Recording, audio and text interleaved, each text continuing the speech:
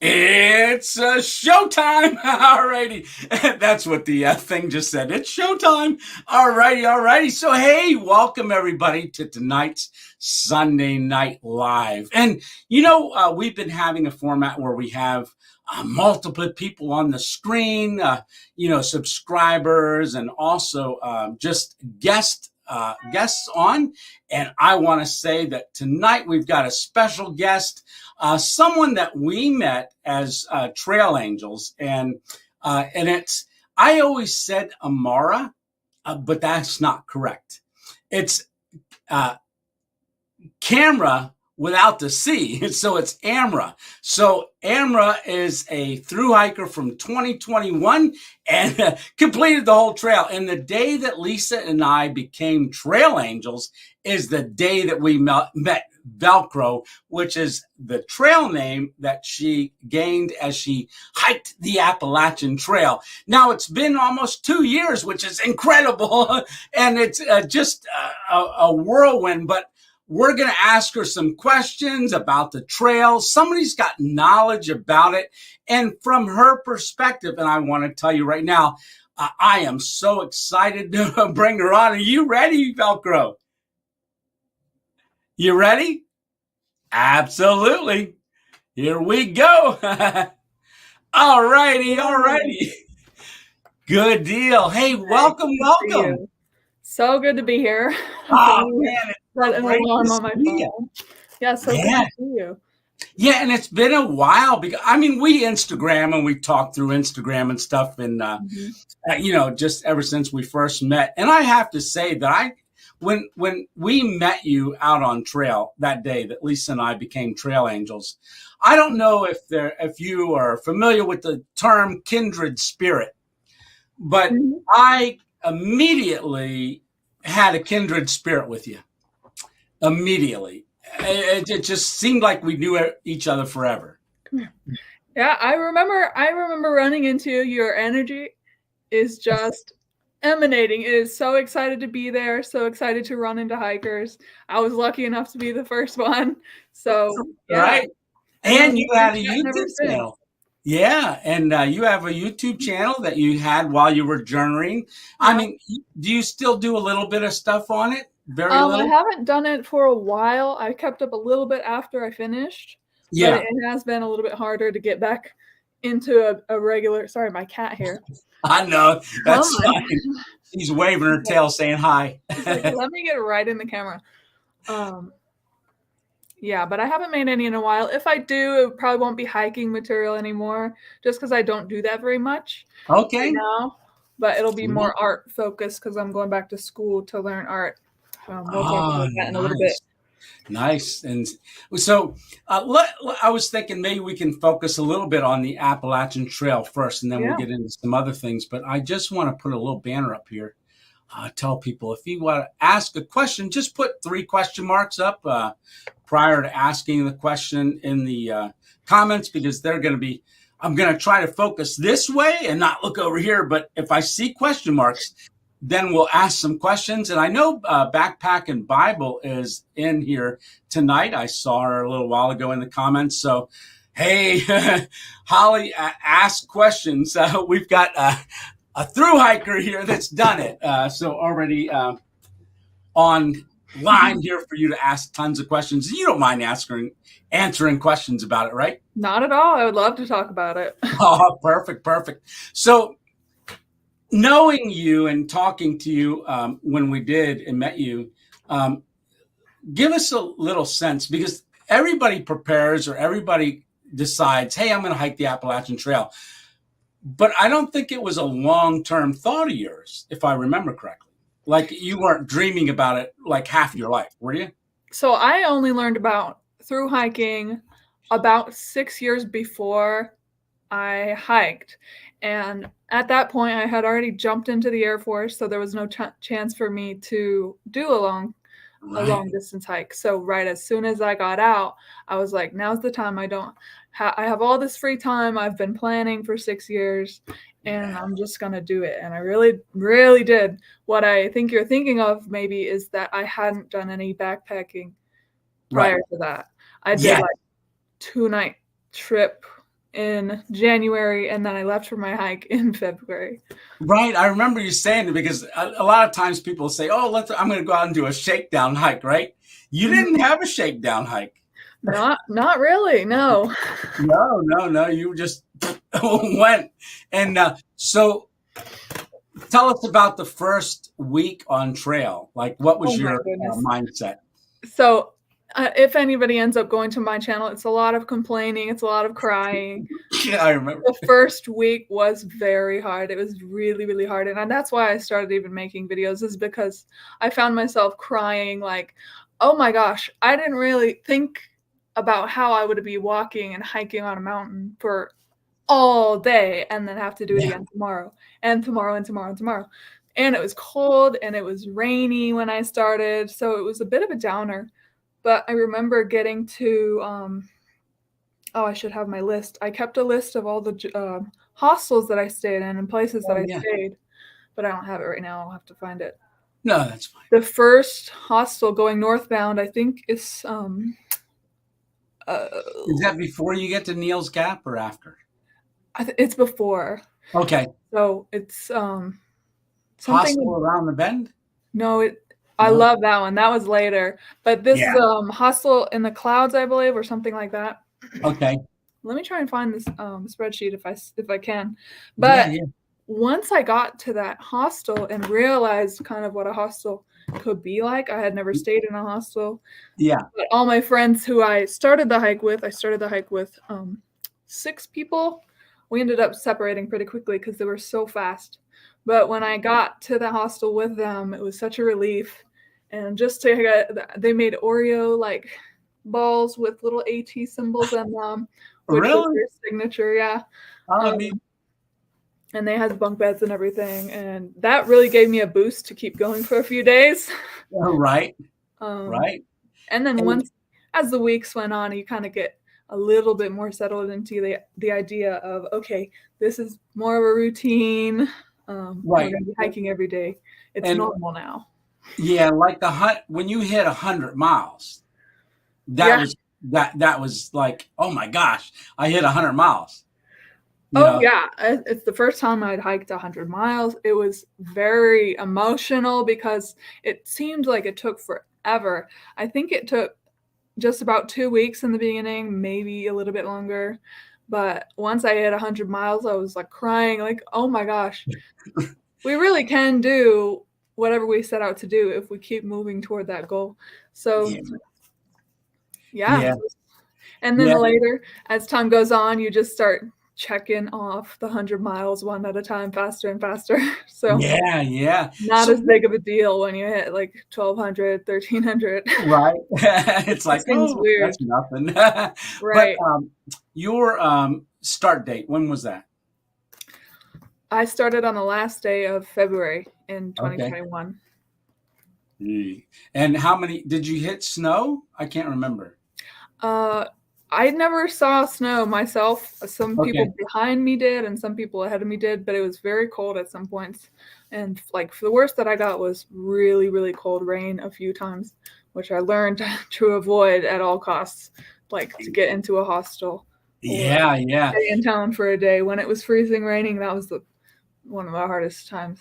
But I don't think it ever snowed. When I practiced hiking, for that 1 day, 2 day trip beforehand, it snowed so much. It was like a winter wonderland, and that was really fun. That was a test for the gear for sure. Oh yeah. Now you're like your big 3. I remember watching some of your little videos before you started out because once we met you, we went back and started watching some of the videos to catch up. And then after, the Duncan, then we had already known you and started following more. But Above the Clouds Backpacking Bible says with a question mark. So thinks it's that, what's the biggest thing you learned from your experience, says Alpine Warrior. Oh, that's a big question. I think it was learning how to be present in the moment that you're in, appreciating the journey for what it is and not what you expect it to be. You can't be over here in your mind and over here in your mind. You have to be where you are. And that was a really tough lesson. It took a very Yeah. long time, but I think that's one of the most important things that even sticks with me now. So Oh, maybe that's kind of like vague. I don't know. no, that's pretty solid. I mean, I know there was times on your journey that you were alone for, a week at a time. Yeah, it was tough. Being alone was definitely a hard lesson, but at the same time, you have to come to terms with that at some point because you will be alone in your life, whatever you're doing at some points, Mm, and to struggle through that is really just not worth it. And I think there are lessons for everyone in in being alone and hiking alone. At some points was the hardest part for me, and I really learned that I actually really loved the social aspect of the hike. So yeah. Yeah. And a lot of people don't realize how social the trail actually it is. really is. Yeah. It's this trail specifically, I haven't done the other trails, Right. but Right. this one definitely is. And by the end, my favorite part about it was the people that I ended up meeting and the family that I ended up getting with. So Yeah. Now, your family, you still stay in contact with them? yeah, we had a reunion last year in the Did you fall. really? Yeah, Oh, we that all is went up to wonderful. Maine and had a house that we rented, and we spent some time Oh, wow. next to shoot, I should have done my homework. One of the hostels with the Gens in Maine, Maine Roadhouse, I believe is called. Uh-huh. That's where kind of around where we stayed, and we ended up going back there and visiting with them. So it was really interesting and fun and like really cathartic for all of us to get together again. Because once you end up going back to what they would call normal life, you Right. don't really Right. have a way to express your experience with people. But when you get with your hiker friends, you can all kind of rehash the stories and relive a little bit. Yeah, that would have been exciting. I get you got another question. Dan Yeah. says, were you, oh, it jumped before I could read it. Scroll. Let's see. Were you in the military VELCRO? Yes. So, Yep. I was in the Air Force for 6 years. what Um, was your occupation in there, or what do they call it? MO or? what did they call it? It's been a couple of years now. I just called it my job. There you go. Yeah. I don't remember what they called it, but it's not MOS. That's an Army thing. At Okay. first, I started as a linguist. So I went to California for a year and trained as a Korean linguist. And that Wow. didn't work out because that is very intense. So they transferred me to a network technician. So I worked in computers in Colorado Springs for about 4 years and on the base network. Oh, That's what I nice. did. Wow. Yeah. And did you like it? There's certain parts about it that I really liked, and there are certain parts about it that I didn't like. Yeah, Yeah. yeah, I kind of get that and hear that a lot too. Let's see. AFSC, that's right. AFSC was the name of it. Yeah, I yeah, just okay. kind of let all of it go. No, absolutely. Especially when you got on trail. It's like, oh, Yeah, no, I'm not going to think about that anymore. right. All right. So green, let's see, Indian hemlock, trying to do, say, Green Hub's asking, do you know Jesus as your personal savior? Interesting. Yes, I do personally. That Well, was another challenge on the trail was getting real close with Jesus himself, like being yeah, alone. What are you gonna yeah, do but talk to like God and have that right. time? So No, that is awesome. Yeah. And I'm thinking that there are certain challenges on the trail as someone with conviction and things like that, because the trail can be kind of harsh sometimes too. You oh yeah, know. Yeah, yeah, yeah, yeah. yeah. So having a strong foundation and a strong faith that actually helps. Well, it's But challenging for sure. it is challenging on those quiet times, like you were saying. I remember like watching you after we met you coming out of Duncannon, Mhm. um, going north, and then you hit the 501 shelter, and that area that's where it starts. From there forward is where it starts to get a little bit more challenging. And I can remember you were separated from your family around that time, just after Mhm. the 501 into New Jersey, and then going forward, it was kind of like on and off. You were having a little bit of time Yeah, that's being right. alone again. After because you're alone, then you get all connected together, then somebody Mhm. has to get off trail, and then you're alone again, and it becomes a little bit of a cycle to deal with too. Right, and that was a struggle. Some people are better at it than others with accepting, "All right, we're hiking separately now, I'm hiking by myself," and they just go with the flow. But there was people that I really got attached to and who were really good friends to me, so I didn't wanna Yeah, have to become separated from them for the foreseeable future, you know? right. But at the end of the day, like, you end up seeing people after hundreds of miles that you never thought you would see again. So it's Yeah, so cool to run into them again. And, yeah. yeah, that is awesome. So, what piece of gear? I'm thinking, is there any piece of gear that you wished you would not have taken? Would not have taken. So I think for a while, most people carry the water filters. I mean, the Sawyer squeeze. Yeah, yeah, I yeah. I didn't start with that, but I started with some complicated filter. I think it was Katat. I don't know how to say it. Okay, Katahdin, not sure, but I think I started with that, and I ended up going to the drops okay. instead, and actually that was fine. Mostly, for the most part, that worked for me. I never got sick or anything. So the filter, the big like contraption that was the filter, it got sent back, and I ended up not even needing it. So Yeah, yeah, yeah. And then, did you find that um, if you had a Sawyer squeeze, do you think you would have used it more than the drops? well, no, I did think about getting that, but the Yeah. issue with those when it's cold, like February, March, is they True. can freeze and they can, become they won't work. They won't Right. work and you won't even know it because you're still just drinking the water and No, you have no got way to know if it's filtered or not.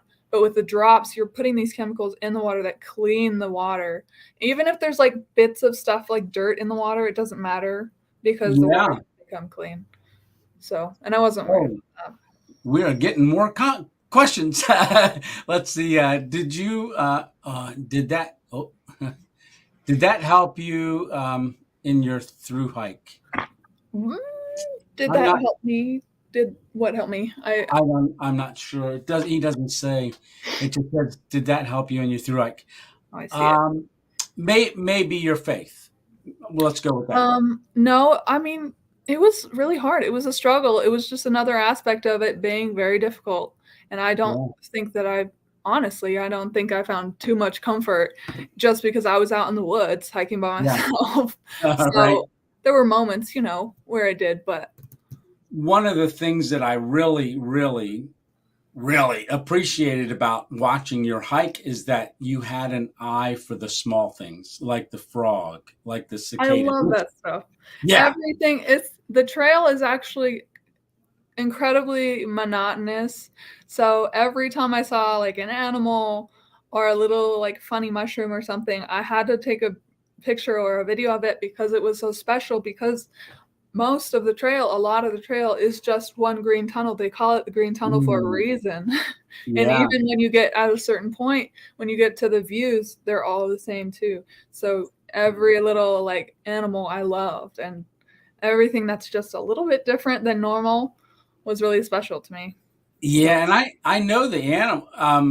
Like some hikers just seem to see a lot more animals than others. that's And true. I want to say I think because of your spirit, just being calm spirit in the woods, attracted a lot of wildlife. I Hmm. wish that I had seen a little bit more. I feel like one of my friends somehow saw so many bears, and he saw, like, baby fawns that would walk Oh, up to wow. him, like, all these different special, like, magical moments, and Right. I feel I, like, was a little bit jealous of him because I did Right. see I saw, like, deer, and I saw 1 or 2 bears, but I never saw like a porcupine or a moose. So I was kind of always hoping to get that. But those moments, like the frogs, I really enjoyed. There was one time, and if you were listening to your headphones, it was easy to miss moments like that, because there was one time I had, I think, one headphone in, and I heard a swoosh, and I looked, and there was a small little owl looking at me in the trees, and I stared at it, and I was so happy that I saw it. I don't know what it was. It was getting dark. It was a very small, like, what are they called? Barred owl, maybe? No, I don't think that's right.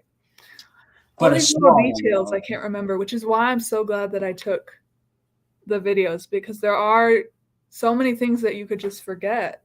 Yeah. Because every day is different, and every day is loaded with different things, experiences, and places and things you see. I'm going to catch up on another question here. It says, if you did the AT over, what would you do? If you did it over, what would you do differently? Ooh. If I did the AT differently, I would try and relax from the start. I was so stressed out in the beginning, trying to force myself to be with certain people and to do certain miles every day. And that just wasn't right. Like, it wasn't fun, like stressing out, rushing to get to these people day after day. And I wish that I had just like relaxed, and I did eventually get to that point, but it really was a long struggle for me to just be like where I was, as I said earlier. And they always say, this is going to sound cliche because they always say it, hike your own hike. It's true. But, you got to get in that mentality early. You'll get forced to hike your own hike, or else you'll get off trail, right? Yep. You'll hurt yourself if you're overambitious, or you'll end up just miserable because you're not doing what you need to do for your body and for your mind. You're doing what other people are doing for theirs. Yeah. So Backpacking Bible is asking a question. So did you find you were in the military as do you find you were in the military as a believer? Any challenges or confrontations due to your faith?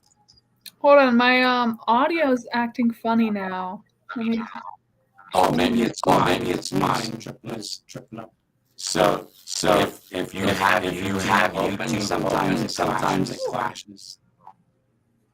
All right, so while I can read it, it sounds funny.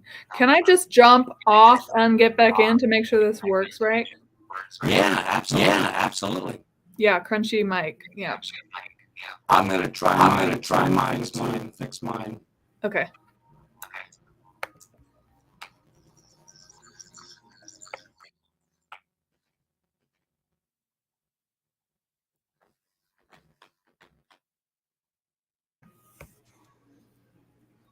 All right, how does it sound now?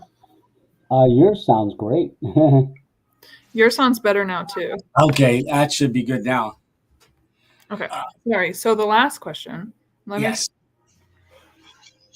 So do you find you were in the minority as a believer in the military? Oh, I have no idea. Oh, maybe not in the military, but on the trail. On the trail? Any chances, challenges, or confrontations due to your faith? No, I have no idea if I was or not. I mean, there were certain people who were out there like partying, throwing parties and everything. I wasn't quite into that like style of hiking, but no, I mean, people just there's something that happens when you hike with people. You don't necessarily like talk. It's funny. You don't necessarily talk about things. You just kind of go together. You're all on the same mission. And for me, it wasn't really about getting to know these people in a conversational way. It was getting to know them through the experiences together. So a lot of that didn't really come up for me, actually. Yeah, and I don't think it necessarily would, but like a lot of people, sometimes you just live out your faith, and they just know. Yeah, right. Even without you saying it, just because you don't partake in certain things and do certain things, and just your conversation isn't, all 4-letter words and stuff like that. So, what would you say was your most important piece of gear? Question mark. Alpine Warrior asked. So, most important, I ended up really loving my trekking poles. There were, especially in the second half of the hike, I ended up loving and needing my trekking poles because you were climbing up rocks, you're scrambling. I would have eaten it many, many times without them. And I was just, they become part of how you're moving. So it was really, that was one of my favorite things to have. And I tried hiking without them a couple times. I knew like 2 or 3 hikers who did the entire hike without trekking poles, and I had no idea how. I know that they fell many more times than I did, but that was one of my favorite pieces of gear, and I kept them the whole time. I never broke them or replaced them. So as with most of my gear I kept throughout the entire hike. Yeah, and I'm going to say that is a common question, or trying to figure out if do I need them, do I not need them, and just with me recovering from a stroke, I was blessed with a pair, and I took them out for the first time a couple of weeks ago, and I fell in love with them. In fact, I even showed, I think it was last week, a video clip that I just had the camera running. I went into the woods without them and forgot them and came back to the camera, but I'm trying to get up the little hill, and you slip because there's nothing there. Yeah, I was struggling to even get my one leg up, and it was really so that was like the question, with or without trekking poles. So put that little clip up. So what is the story behind your trail name? Camp Kill 'Em All asks. All right. So as you know, I've struggled in the beginning. I struggled for a long time with a motivation, with a reason to keep hiking. I could quit. This sucks. I hate it. Why am I doing this? That's one of the most important things, if not the most important thing. Why am I doing this? Because you don't have to. Like, nobody's going to make you do it. No one's going to make you finish. You can stop whenever you want. But at some point, I had a blog on the Trek. I don't know if you guys know what the Trek is. Follow the Trek. They do all the Appalachian Trail bloggers. But I had a blog on there, and I was explaining this in a post that I had, and people were suggesting names. And it didn't come to me through like a great experience on trail like some people, but it came through one of those comments. Somebody said VELCRO, and it clicked with me because I need a reason to stick to this trail. Okay. And I am going to be like VELCRO. I'm going to finish this hike. So that's what worked for me. No, and that's a great story. And, and everybody gets a trail name somehow, some way. And it is always neat to hear how they got it. And, I always knew, VELCRO because she sticks to the trail. So How far along on the journey did you pick up your trail name? Oh, I don't remember. I think probably after, I want to say like 2 months. Oh, really? Okay. It was a little bit later. And I think because I wasn't so social in the beginning, I wasn't like meeting a ton of hikers throughout like day after day. They weren't like suggesting names to me because I was more like hiking. I wasn't camping at shelters for a while. The person that I started the hike with, she hiked with me for 200 miles or so, and then she left. So we struggled together. We struggled like trying to find our trail names. We were stressed out about trying to get our trail names, which is silly because it's just something that it will come, when it comes.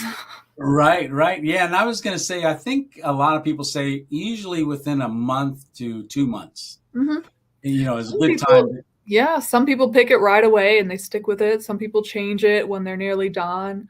And I mean, it's just whatever you want. Yeah. Let's see. Do we got any more questions here? Let's see. No. So I'm just going to do a reiteration. So this is VELCRO. She is a 2021 Thru-Hiker of the AT. Started like the last part of February. And when exactly did you finish? It was August? It was September. It was the first day of September. So I started on the last day of February and I finished on the first day of September. Yeah. And I'm going to say, what did you find that you had a, like, was there a stretch where it was like, this is it, I'm just done, and then just something happened, you just decide to continue? So there was definitely a lot of points where, sorry, if you can hear people, like, it's my roommates in there. No, that's The, fine. I'm sorry. What was your I question know it's again? distracting. They were distracting me. You were asking at what point was I thinking about quitting the most? Yeah, was there a time where you got kind of overwhelmed and like, that's it, and then had that like, no, wait a minute, I've got to Yeah. finish? Yeah. It happened a few times. I just had to take a day off. I had to stay in a town whenever that happened for one day, maybe 2 days, and Yeah. usually that really rejuvenated my spirit because by the end of, like, 4 days, 5 days hiking, you're like, "I really need a shower. I really need more food. I Mm, want some snacks. Like, I'm sick of eating peanut butter on a tortilla. I need to get a cheeseburger." So, right. whenever you get to the town, that's usually when it's like, "Recharge. Okay, I'm feeling good. Let's keep going." Yeah, pizza, right? Yep, exactly. Burgers. Yeah. Now, did you find you had hiker hunger at some point? Well, it's, interesting. I could find myself eating, in, where is it? That place where they have you eat the entire pint, like, quart of Oh, ice yeah. cream. Pine Grove Furnace State Yes, Park, yes. general store. There comes a point where you're just downing the entire thing, and it's like, "Where did it go?" "Oh, I ate Wow. it." I Yeah. don't know how to explain it, and then you just the amount of food you could keep going all day long, it really does get burned off, and I was eating so much. Even now, I can't believe, like, I have a little pint of ice cream, I'm, like, reminding myself, "Do not eat this whole thing. You still, like, can mentally, but don't eat it. You're not gonna use it. You're not running You're around and not going to burn it off. Yeah. you're not climbing these mountains every day," right? Yeah. Now, was there a favorite snack that you came across that you Oh just my had gosh. to have? There was a candy at one point. I don't know if anybody's heard of this. Twin Snakes. It's a Haribo candy. It's like a sour sweet candy. I Oh, still get so excited when I see those in the store because they're not in every store. It's just a sour ah, gummy candy. I yeah. loved I, it. rem- I It was remember you eating those. yeah, it was so good. At the end of the day when I had that, I was cruising. I was good. It was done. Yeah. Now, did you find yourself avoiding the shelters, or did you stay in many shelters? So in the beginning, I was very anti-shelter. In the Right. beginning, I was camping in between shelters with my friend and camping, like stealth camping, all the stuff on the side. And as time went on, it's raining, it's freezing. Mm, You get there late, it's dark already. If there's room in the shelter, I ended up staying a few times just because of the convenience and how exhausted I yeah. was. But it was Yeah. also kind of funky in there. Like people are weird, and people can do some weird stuff. And if there's a bunch of people packed in, you're Yeah. like you're sleeping like heads opposite to feet, so you're like sleeping next to somebody's feet.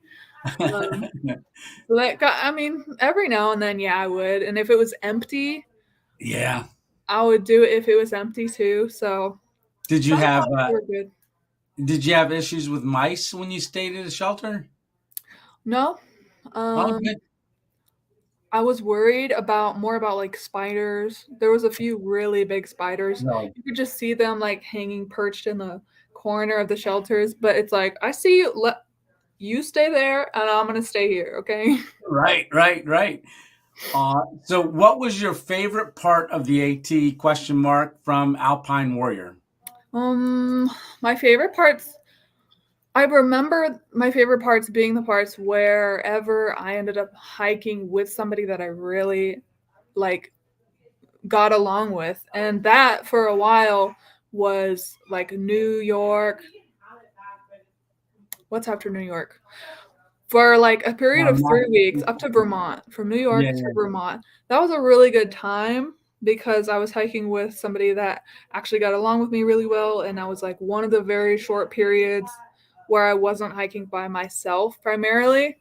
So, and it was very, very hot, but we took a few days. We ended up going to a museum in Massachusetts, like hanging out. We jumped in a lake a few times, and that was when I learned like how to kind of cut loose a little bit more. Yeah. Have a little bit more fun with it, like not stress about I have to get here at this time. So. Right. Neat. Let's see. So Ken Anderson, this isn't a question. I just want to read his comment real quick.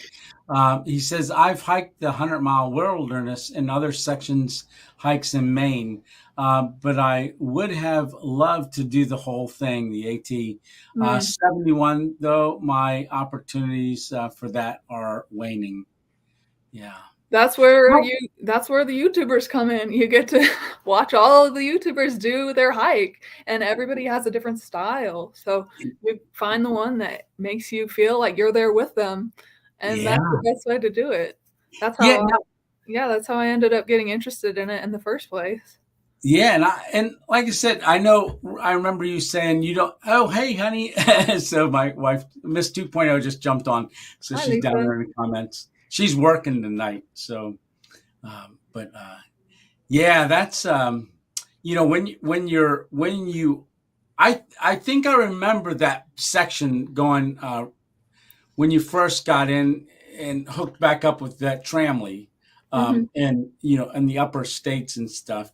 I remember, it's neat. If you guys haven't, checked it out, or, you want to go check out her channel, that is definitely something you'd want to do, because, it doesn't matter if they're hiking it this year or hiked it a couple years ago. It's still the Appalachian Trail, right? It's the same trail. Yeah, it's the same trail, just different day. Yeah. So let's see. Question. I don't have another question. All right, Tony. So I found my prints here that I drew. Oh, nice. So let me get this. So while I was hiking, I kept journals and I kept little watercolor books I have here. Yeah. And can I show the watercolors that you mailed me? Yeah, go ahead. So this one here is a watercolor. So that's a sunrise VELCRO. Yeah. That was the sunrise. I remember it specifically in on the Georgia-North Carolina border, and I just kind of scratched that down. Yeah. Now this one would be like the mountains and rolling hills and stuff like that, correct? The Georgia, the Blue Mountains. Mm-hmm. Yeah. So I have these sketchbooks. I've brought 3 of them. I have 3 little sketchbooks full of little moments like this. Let me see if you can see this. Oh, yeah. It says Blackberry Milkshake. So in this Shenandoah mountains, there's like a bunch of restaurants, and it's really more touristy there. But they have a restaurant that has blackberry milkshakes, and I was craving it. And me and my friend Luau, we were so excited to get the blackberry milkshakes. And then we got there, and there were none. They didn't have them. Yeah. So these things are just little memories, and I'm glad that I wrote a lot of this down, because, like I was saying, there's so much little details that these, when I look at them, they bring it right back. And I definitely would have forgotten a lot if I hadn't written this down, like drawn these little things. And Lisa said you should write a book. Oh my gosh, that's such a big I mean, I want to illustrate a book. I want to illustrate one, because I drew all these things, and I have like these bigger pieces that I did after I got back. Like as a way to cope with being back in the normal life, I kind of do these larger drawings, and there's a few of them. I have 3, but I only have 2 here right now. Yeah. And I remember seeing, because you posted those on your Instagram channel too, I believe. Yep. That's where I saw them, because I remembered the feet going out, looking out with that perspective, having the feet up and stuff, and you could be out of the pavilion and into the wood, into the mountains and stuff. I really like this drawing, because everyone who hikes knows exactly where that is.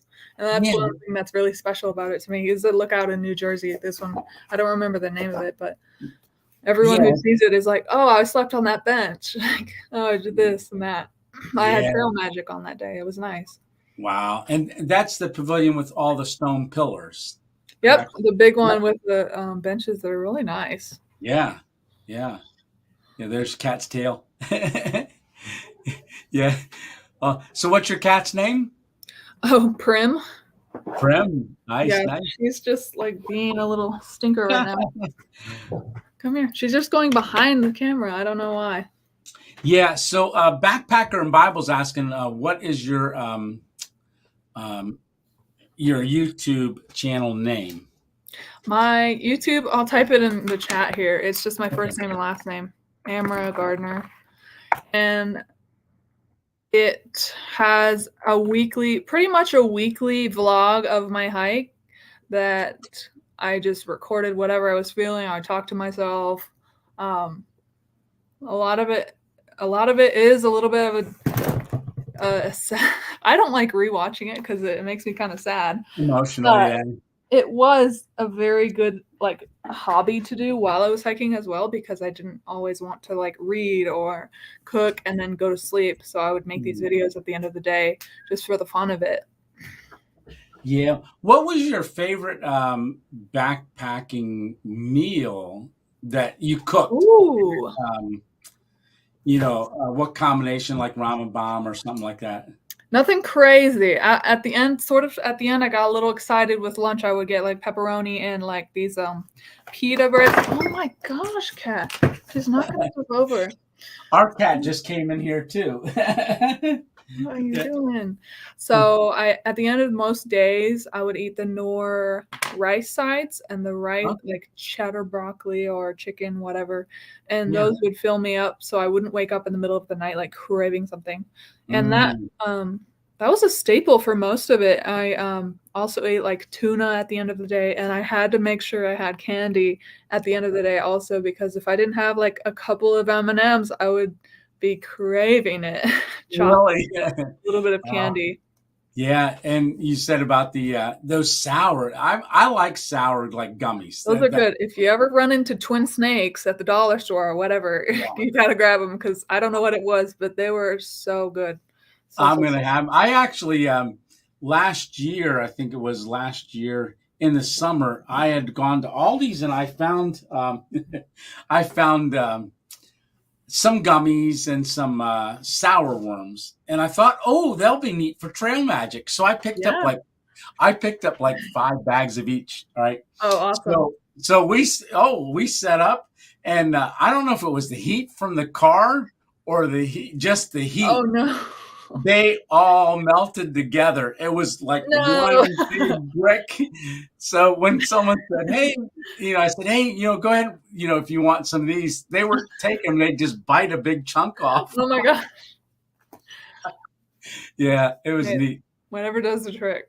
Right? Yeah. And let's see. Sending prayers with you camping. Yes, Tim. Thank you. Okay. How much weight did you lose on the hike? Personally, I didn't lose very much weight. I think I might have gained weight, but I stayed pretty consistent the entire way. I don't know if it's just my genetics or what, but I was expecting to lose. I made sure to eat as much as I needed to, which was way more than normal. Yeah. But there were days when I did feel like kind of funky, like I need to eat more, whatever, chicken. So I would do that and then just listen to what I needed. And I pretty much stayed the same the entire way. I don't know how, but I know that there was a lot more conditioning that went into like my lungs and my legs that I didn't have before. But as far as weight, there was really no change. Yeah. Would you say in the beginning, what was your average miles in the beginning? Oh my gosh. If I had that spreadsheet, it was like 8 miles, 10 miles. Yeah. Not good. Okay. No, that's good if that's what you can do. Do.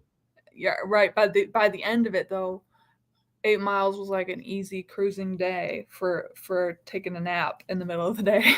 Yeah.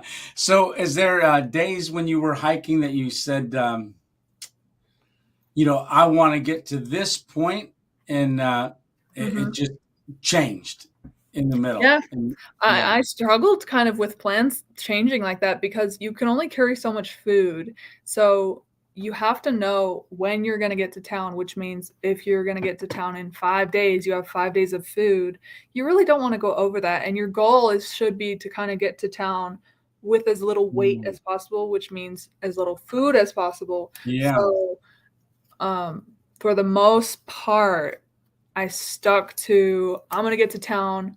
Mostly it was driven by food because you only could carry so much, like I said. But there were probably a handful of days where it was like, meh, I was supposed to keep hiking, whatever, 4 or 5 miles more. I'm just going to stop here and hang out. Yeah. Now, is there any expectation that you thought you would have for the trail that it changed? Like, I don't know if that's how to. Yeah. The entire trail was completely different from my expectations. I think that we go into these huge endeavors with one idea of what it should be or what it is going to be, and just that's based off of other people's experiences. So other people's stories, they're not going to go that way for you. They're not going to be the exact same. And going through that and like kind of realizing, oh, like this is what's happening. I'm going to stay at this park tonight, which I did not expect to do. We're going to have to it's fine. It's good. We're going to do this. Yeah. Now, the last 100 miles. Now, not everybody finishes the trail that starts it. That's just a given. And I don't know if it's what the percentage is, but it's a small percentage actually finish. And I would say the last 100 miles, talk about that, what the feelings were going in. Gosh. By the last 100 miles, I was over it. I was done. I was like, get me out of here. I was alone. I didn't know anyone else. And the people that I met were kind of like either flip-floppers, which means they started like in whatever, Harper's Ferry and kept going north. So they were still excited. They were still like not quite burnt out. Right. Everyone else who had through hiked up to that point was pretty burnt out. And I think everybody was ready to finish. And it was gorgeous. Maine is so beautiful, and the 100-mile wilderness isn't even that like different from the rest of the hike, but the lakes in Maine were amazing. They're really something, and I was glad to be able to see them when I did, because I think it was like August, late summer, so it was very beautiful. And but the way that I ended up spending my time was like either hiking alone or camping alone. And so I would just sit at the lake where I was camping most of the time and just like appreciate it, just soak it in. Because even now I'm like, wow, I wish I could just go camp by a lake and spend some time just doing nothing. Yeah. Oh, wouldn't that be nice? Yeah. Right. And so that day that you summited Katahdin, all right.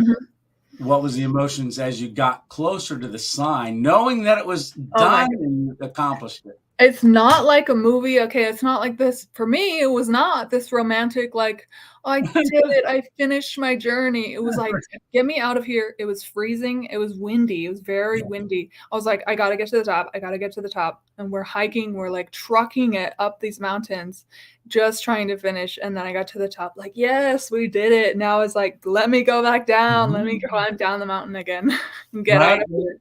I'm done. And then your dad came up to pick you up. He drove all the way from South Carolina to pick me up, which was so nice of him. And we spent a little bit of time in Maine together, and then we drove back down. That's wild. Yeah. And the getting acclimated back to, hey, I'm not eating, hiking, sleeping, eating, hiking, sleeping, eating, hiking, sleeping. So how was that adjustment? Ooh, it was hard, man. I feel like I could have done things differently just for my own sake of mental health and like physical health. But I really let myself go into a dark place when I got back. And that's just because everything is exactly the same. the people are exactly the same. They don't quite understand like what you've been through, and you have no one around you who has done the hike. So it was very difficult for me to get back. I moved back to my parents' place because I had just gotten out of the Air Force. So it's get out of the Air Force, hike this hike, and then go live with my parents. So it was very bizarre and unsettling to me to have to go from this extremely like beautiful, rich, like different lifestyle. Every single day is full of something new, back to the exact same like life that I had 6-7 years ago. So it was hard. It was a hard transition. And for a while I just laid really low, really, really low. And eventually I kind of got out of that. And now I moved to Colorado again because I want to get outside, and I really love it here. So I want to get to more parks and hopefully do more backpacking. But the thing is, I lost one of my tent poles in the last 100 miles. So I was with a stick. I had a stick like this long. Every time I got to camp, I would find one, and it would prop open my tent, which was only a few feet wide. Right. Now I want to go backpacking, but I'll have to find another stick because they don't have these poles anywhere. Is that right? Crazy. Oh my goodness. Did you see any bears? Carl asks. Yes, I saw a bear in Tennessee. It was right there. It was probably like, I don't know, 10, 20 yards away from me across a small creek. I was setting up a tent. I saw this bear. It didn't see me. And then I was just like, that's a bear. That's a bear. Oh my gosh. So like, I don't know, 100 yards away was a shelter with a lot of people that night. So a lot of people were there. So I kind of stopped. I looked at the bear. I kind of just like walked away and went up to the people. I was like, you guys, I was just kind of shocked. You guys, there's a bear. Like there's a bear right there. And then eventually everyone kind of came over and started shouting at it, clapping at it. And when it did like notice, it ran up a little bit and then it went around. It was watching everyone. It was hard to get it to go away. And I don't know if it's become like an actual problem bear. I think there was some, I think it was in Darwin, Tennessee. Darwin or Irwin. No, not Irwin. Yeah, every year it seems like there's always a place that ends up having a bear that becomes a problem bear. Yeah, this bear did not seem bothered by people. It was just hanging out, and it was like there was a dog. Somebody had a dog, and it was barking at it, and it was just hanging out, sitting, watching everybody. So it took a while to chase it off, but it was very cool for me to see it. Just I had this moment by myself. Yeah. Trying to set up my tent. I was like, oh, maybe I should move my tent. Right. Closer to the shelter. Was there a time when you said got to camp and it was late and you just said, oh my gosh, I just can't set up my tent, and you didn't sleep in the tent? Yeah. My first thought was I got to a camp several times where it was very dark, and a couple of times I did set up in the dark because I had my lamp, and at that point I had gotten so used to it I could just do it, and it wasn't very fun to set up in the dark because sometimes you don't quite know where the shelter is. But another time it was raining and we got there when it was dark and no one was in the shelter, so we were like, no way we're setting up. We just like got in the bunks and slept. Cool. So Camp Kill 'Em All Bush Craft Survival and Camping asks, and you're not going to know. So Dan, she never had a 2.0 grilled cheese sandwich. That came the next year. So, what is your sandwich? Yeah, wanted to know what your true thoughts were on the cheese sandwiches. Do you have a specialty grilled cheese? Yeah, I do now. Yeah. Okay, I wish I could have had that. Yeah, when I do trail magic, I take the stick of butter and I smear it on the awesome on the griddle, and then I just lay all the bread out, both sides, and then we lay the cheese out on all of them. Then just let it go, and then flip them over. Yeah, Yeah, they're called That the sounds 2.0 great. grilled cheese. Yeah, you missed those because I wasn't doing them at the time. It sounds like a hiker a specialty. Oh, it was, and they were messaging people behind them, going, "Hey, hurry Oh, up!" grilled cheese. I don't remember any grilled cheese. You got one of a kind there. Yeah, that's what everybody was saying. They said nobody else has grilled cheeses. Yeah. Who Good was idea. it? Whisper in the Woods. She had actually a lot of them had two of them when they had them. I said, "You want another?" They're like, "Yes." So Yes, yes, of course. yeah, and she said when she was done, she was like, "Oh my gosh, this reminds me of my grandmother's." Oh, It brought that's back a sweet. memory, which was pretty cool. Yeah, Yeah. So, love that. Backpack and Bible says, did you send yourself any resupply boxes? Um, That's a school of thought there. it is a whole school of thought. No, I don't believe I did. The only thing I just sent to myself was probably my new shoes, which I had 4 pairs of shoes the entire time. Okay. And when I switched out from my winter sleeping bag, what did I have? I had a winter sleeping bag, which is just up there in the Okay. closet. And Yep. I ended up sending that back for a much, much lighter and smaller one. Mm. But as far as sending it to myself, no, I don't remember anything. So you went through 4 pairs of shoes. I know that's a common Yep. thing too. People think, "Oh, man, I the whole thing with 1 pair of shoes." No No, way. no way. And No way. did I'm you? sure there are people that have done it. I mean, there are people who have hiked it barefoot, which is insane. I don't understand it. Right. But I started with a heavy pair of boots and immediately was like, no, this is not going to work. So I ended up That was switching the Air Force in you. to the trail runners, the Hoka Speed Goats. So I had 3 pairs of Hokas that got me through.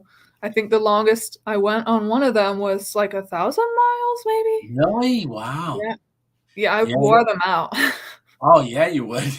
Yeah, I think it was a trippy hippie that I had interviewed. He made it to the 501 shelter, which that's over Wow. 1,000 miles. And I said, "Oh, that's your first pair of shoes?" He's like, "Yep." And he lifted his foot up, and they had duct tape and all kinds Yeah. of Oh stuff my on. gosh. No, that is. Oh my gosh. That is Yeah, one way to do it. yeah, that is one way to do it. Duct tape all the way. Let's see. But yeah, as far as resupply boxes, that's Mhm. unless I'm going to say probably only from what I've heard. I'm not speaking from experience, but they said unless you have something special Mhm. that you need or you want, then you mail it ahead, or you got a special diet or something like that. You can do Yeah, that. But other than that, you're in towns every 4 to 5 days. You're going to be exactly. in a town, and really, it's cutting out an expense. And It really is because you also it keeps you to a tighter schedule if you end up doing that. Like, because you don't have the freedom to say, "Oh, I'm gonna push it off for a couple more days. I'm gonna use what I have to do this." Certain post office are closed at certain times, certain days, so you yeah, have to get there within that window, which is really difficult. I've heard. I mean, I tried not to do that. I've Um, seen a couple of people have difficulty with that. Say they had to stay an extra yeah. day because the post office was closed. Yeah, and that seems really difficult, especially when you don't necessarily need to do that because your diet is so basic. It's like you have rice, you have tuna, you have whatever, peanut butter and ramen and crackers, which most of the places have, and there are Right. places every few days. So the longest, even at the very end, the 100-mile wilderness, you can have them bring half of your food to a point in the road where you don't have to have 6, 7 days of food. Right. And that sign that's up for the 100-mile wilderness really Mhm. isn't like it used to be when it used to Right, warn you, the big warning, like, hey, you're getting ready to enter in here for a right. long It's not time. truly as, like, remote as they make it seem, I think, and that's probably because of the popularity of the trail, but there's Mm. also on the back of my phone case, you can see Shaw's Hostel Oh, yeah. is the last hostel that you have on the AT going north, and they will drop your Oh, food for you if you ask them to or pay them to. Yeah. And they're So very helpful, and they know exactly who's going in and who's got what. So yeah, I think last year I think that's somebody showed they got containers like bear-proof containers, and they drop them, at a point somewhere on the trail that you can come and pick up your supply.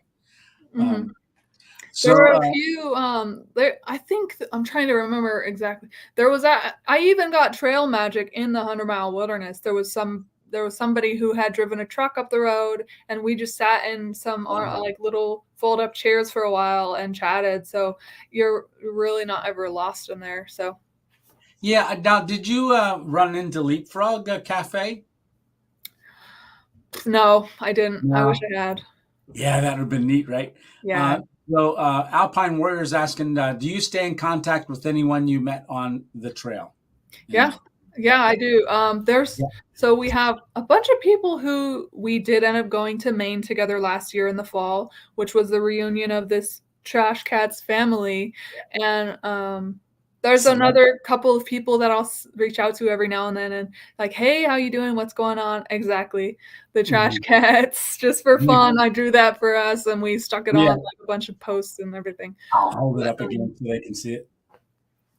Yeah. There are people. I mean, I could call a few right now and probably get them on with us, but I don't want to bother them. So it's really, really good it's very, very good to get back with people who understand what it is to have been through this and to just like talk about it, because every time I talk to a hiker who I know, it is like a relief. It is just like, yes, we did this. We can talk about it. We get each other. We know exactly what we're feeling. Like, this after hike slump, I think most people went through, and just to be able to talk about it is really good. Yeah, I think there is a ministry that actually was formed just based on when you're done with your hike, because it's anywhere from 4 to 6 months, sometimes longer. And you're doing that day in and day out, and then you just go to nothing. Right.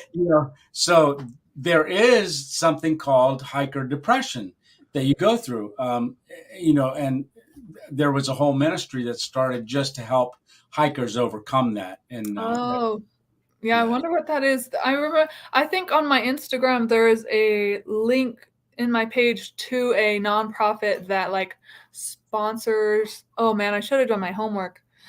That it like sponsors youngish people to do a several-day hike, and I think it has something to do with that. It might be. I wonder if it's the same one.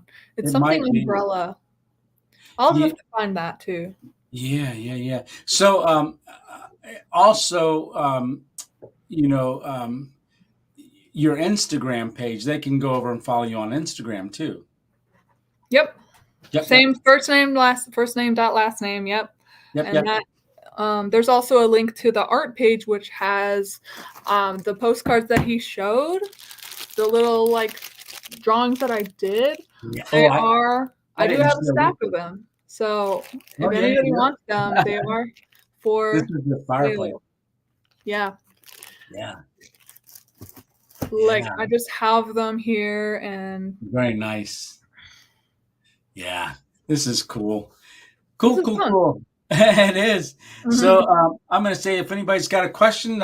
Oh wait, did you ever meet Studio Tony? Studio Tony? Yeah.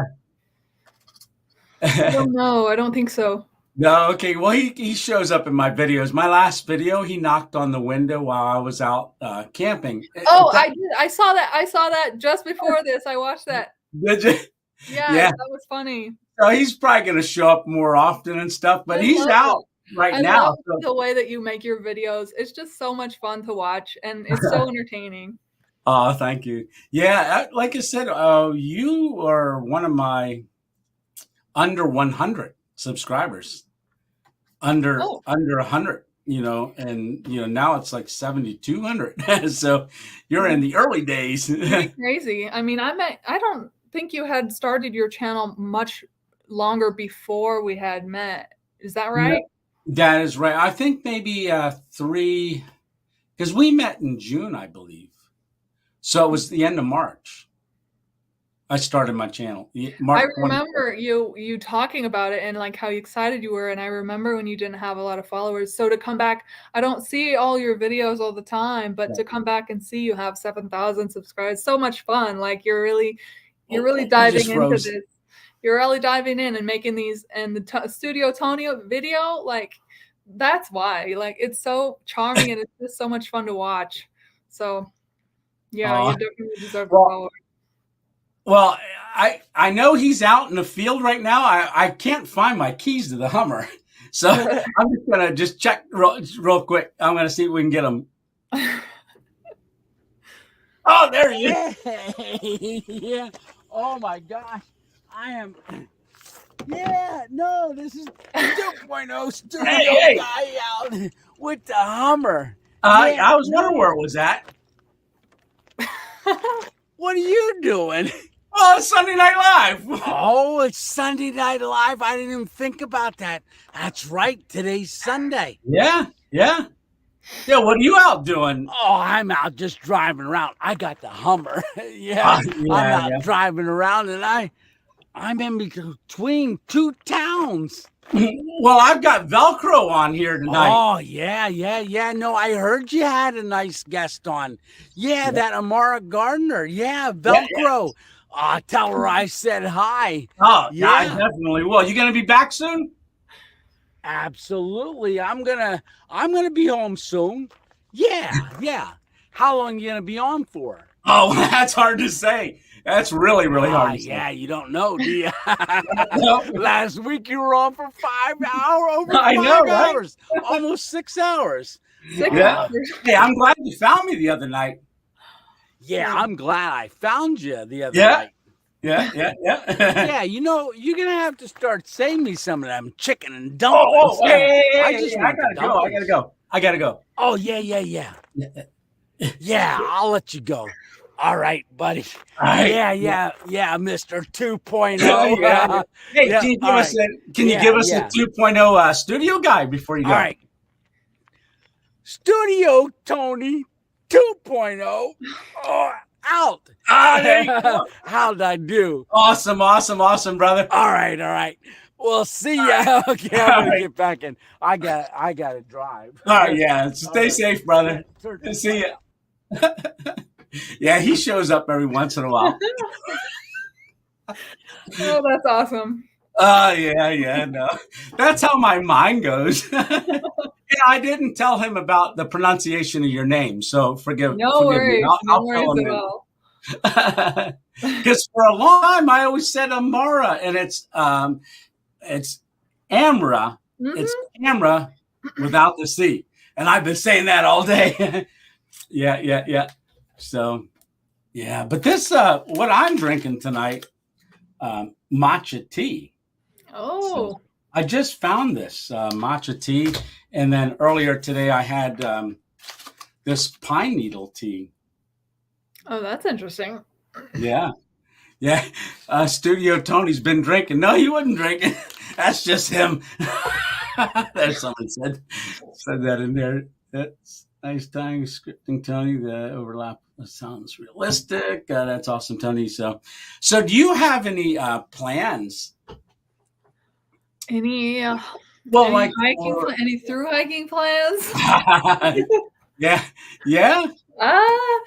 I always bounce back and forth with the idea because it's such a it's such a good experience. But then I also remember those hard days and the pain and the, my knees cracking and my when it rains, and the worst time was when I woke up in my tent and it was flooded.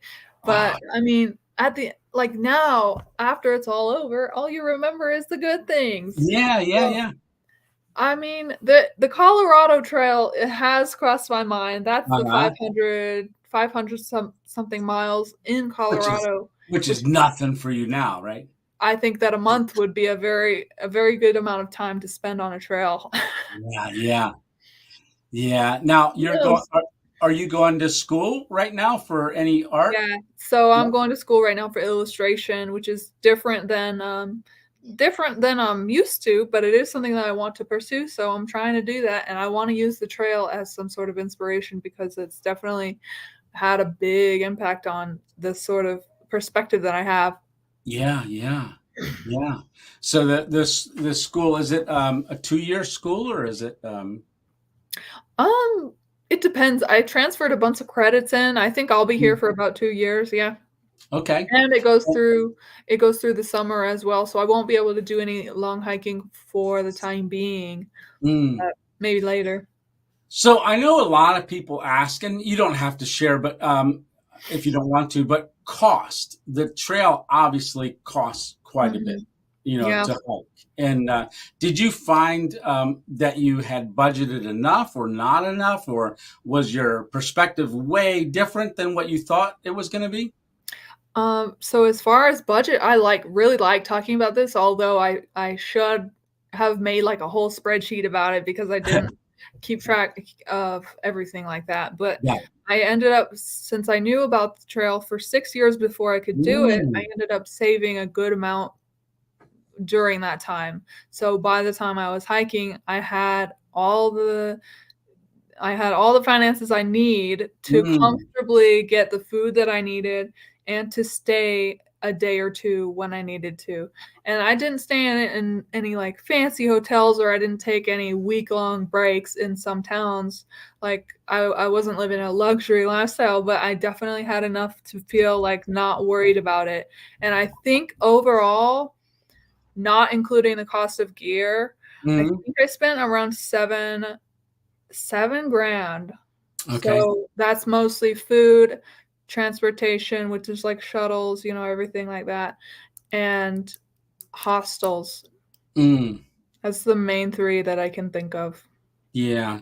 Now we're like when you stayed, if you had to stay at a hotel, it would be Mhm. with multiple people, like people that you were hiking with, or Yeah, I did that a few times. yeah, Yeah, yeah. and split the That cost. stage too, yeah, yeah. Mhm. So would you say it's that's about average? I About think it is. I think the range is so extreme though. I know that people can end up spending way more. They have all the time in the world, they have all the money they want. They can stay as mm, long as they want in any town. And there are people who are on a budget and they need to finish. And I think it is more stressful for them because they need to finish if they're going to finish in a certain amount of time. So they're hiking a lot faster. They're very yeah. much more frugal with the food, and they're not taking days off. So Mm, I don't know what those budgets are, but I know that they're yeah. there. Yeah. Did you find or run into anybody that say just didn't have the funds to continue any longer and had to get off? Yeah, there was a few people I knew who had to stop because they just could not keep affording it and they Yeah. didn't have enough to keep going. So it was a few. Yeah. Yeah. Yeah, that's kind of what I hear as well. Yeah. Have you used a third art programs? I'm not sure what that means. 3D Oh, art 3D. programs. Sorry. Um, 3D. I've never done three. You mean like digitally art 3D? I haven't. Mm. I want to do like sculpting and pottery and stuff, but I'm more of a hands-on person and I haven't gotten into that digital side yet, even though Yeah. I know that it's very advanced and it's a very Mm. good tool. Many different programs like that. Yeah. And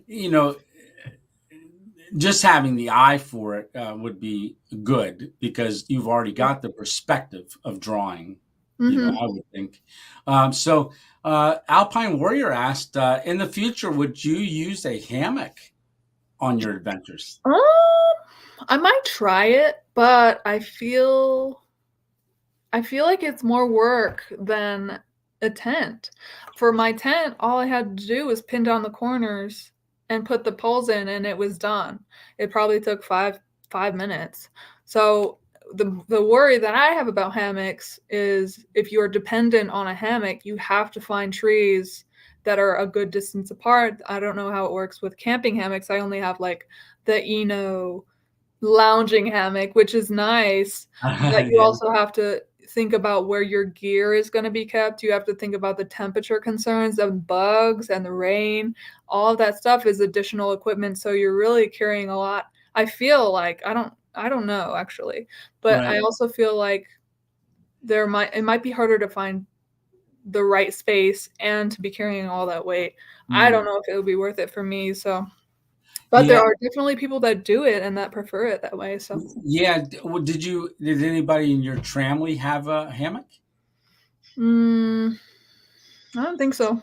Okay. Yeah, I'm thinking only because I do hammock. That was a very cost effective way for me to start camping. There you go.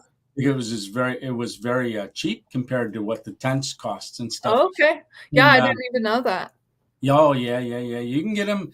My first hammock and under quilt and straps and everything, bug net. It was like $80. Oh, nice. Okay. But Yeah, yeah, yeah. was there like a learning curve that you had to, what about So, so we're gonna have a night on this show where we're just gonna have guests come on that do hammock camp, and they're all gonna be like a panel because I'm a novice at it. I'm not real good at it, but I'm getting better. I thought I had like the most comfortable hammock in the world until Dennis sent me an Eagle's Nest Outdoor hammock and a double. And I laid in that thing and I was like, oh, nope, I didn't know what heaven was. So, and he's got it set up with the straps that are buckles. And you just find 2 trees, you throw a carabiner around it, and you don't care how far away the trees are. Doesn't matter. You just cinch up the buckle. Yeah, so I guess I hadn't really done very much research because I knew someone who had a very good tent recommendation. I took the tent and I had the tent the entire time, so I got used to. I mean, it was a very small tent, and I wish that I had a 2-person tent. It was more like a coffin, really, because I couldn't sit up straight in it. But it did the trick. I mean, it got the job done. And at the end of the hike, I still have it, even if I am missing that one pole. Right. It didn't even tear or anything. That's great. That's great.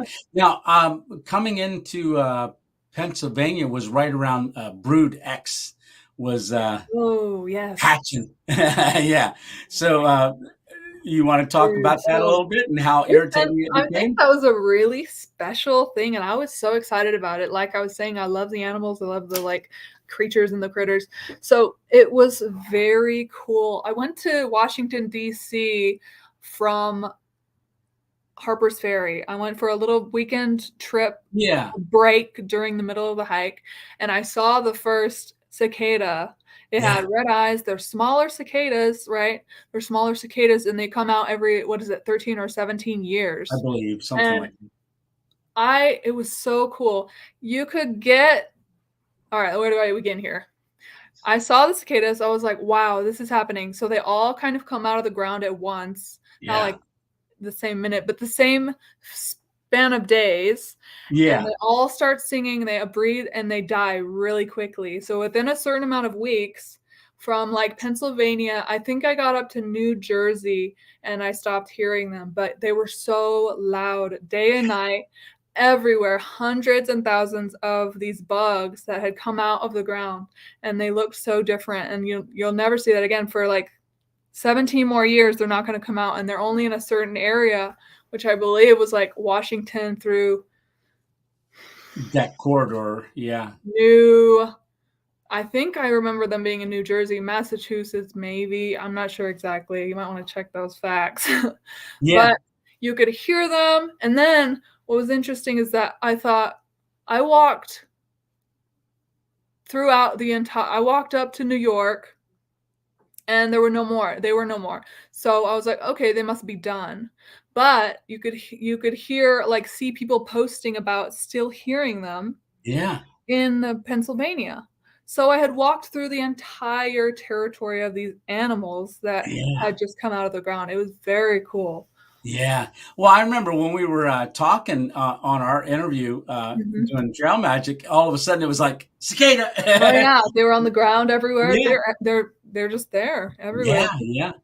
And that was, and I remember just how loud they were. They were really, really loud. Yeah. It was very cool. I'm glad that and that was one of the times that I got really I just really appreciated it. I mean, I was walking like these bugs are out here doing their thing. Like they don't care about us. Yeah. And Dave Gardner says, that's my girl. Love seeing you on here. And yes, it's 17 years. My dad hopped on and my cousin hopped on. Really? Awesome. How did you find me here? Yeah. Oh, that is so cool. Yeah. Hi, cousin. Yeah. Oh, yeah. All the same last name. That's perfect. Mm-hmm. Yeah. That was so neat when you're, to see your dad come up and pick you up in Maine. That was I really appreciated that from him. Dad, we were talking about you. We were talking about how you came to get us and get me in Maine. Drove all the way up. And then you guys drove to that hotel. I remember you going outside and filming, and I could see that, like, oh my gosh, it's over. Yeah. One of the last videos from the hike, I was like, this is it. This is it. Like, it's very anticlimactic. It's just like, okay, now go back to life. Go back to your life that you were living. Go do something else. Yeah. So with the whole hike, it just speaks volumes of like your perseverance. I just want to put that out there because not everybody does it. And everybody is confronted, life in general, we're confronted with, hey, are you going to do it or are you not going to do it? Mm-hmm. And it's with,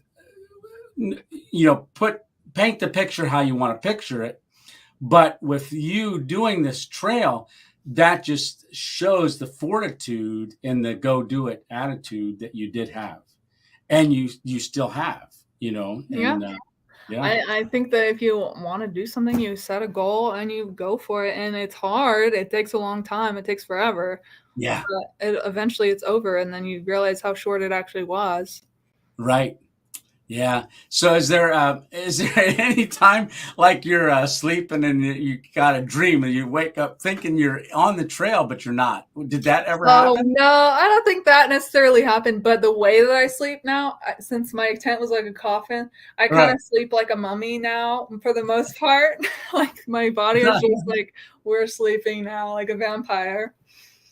That makes it way different, right? Yeah. I appreciate a warm bed though now. Yeah. I did.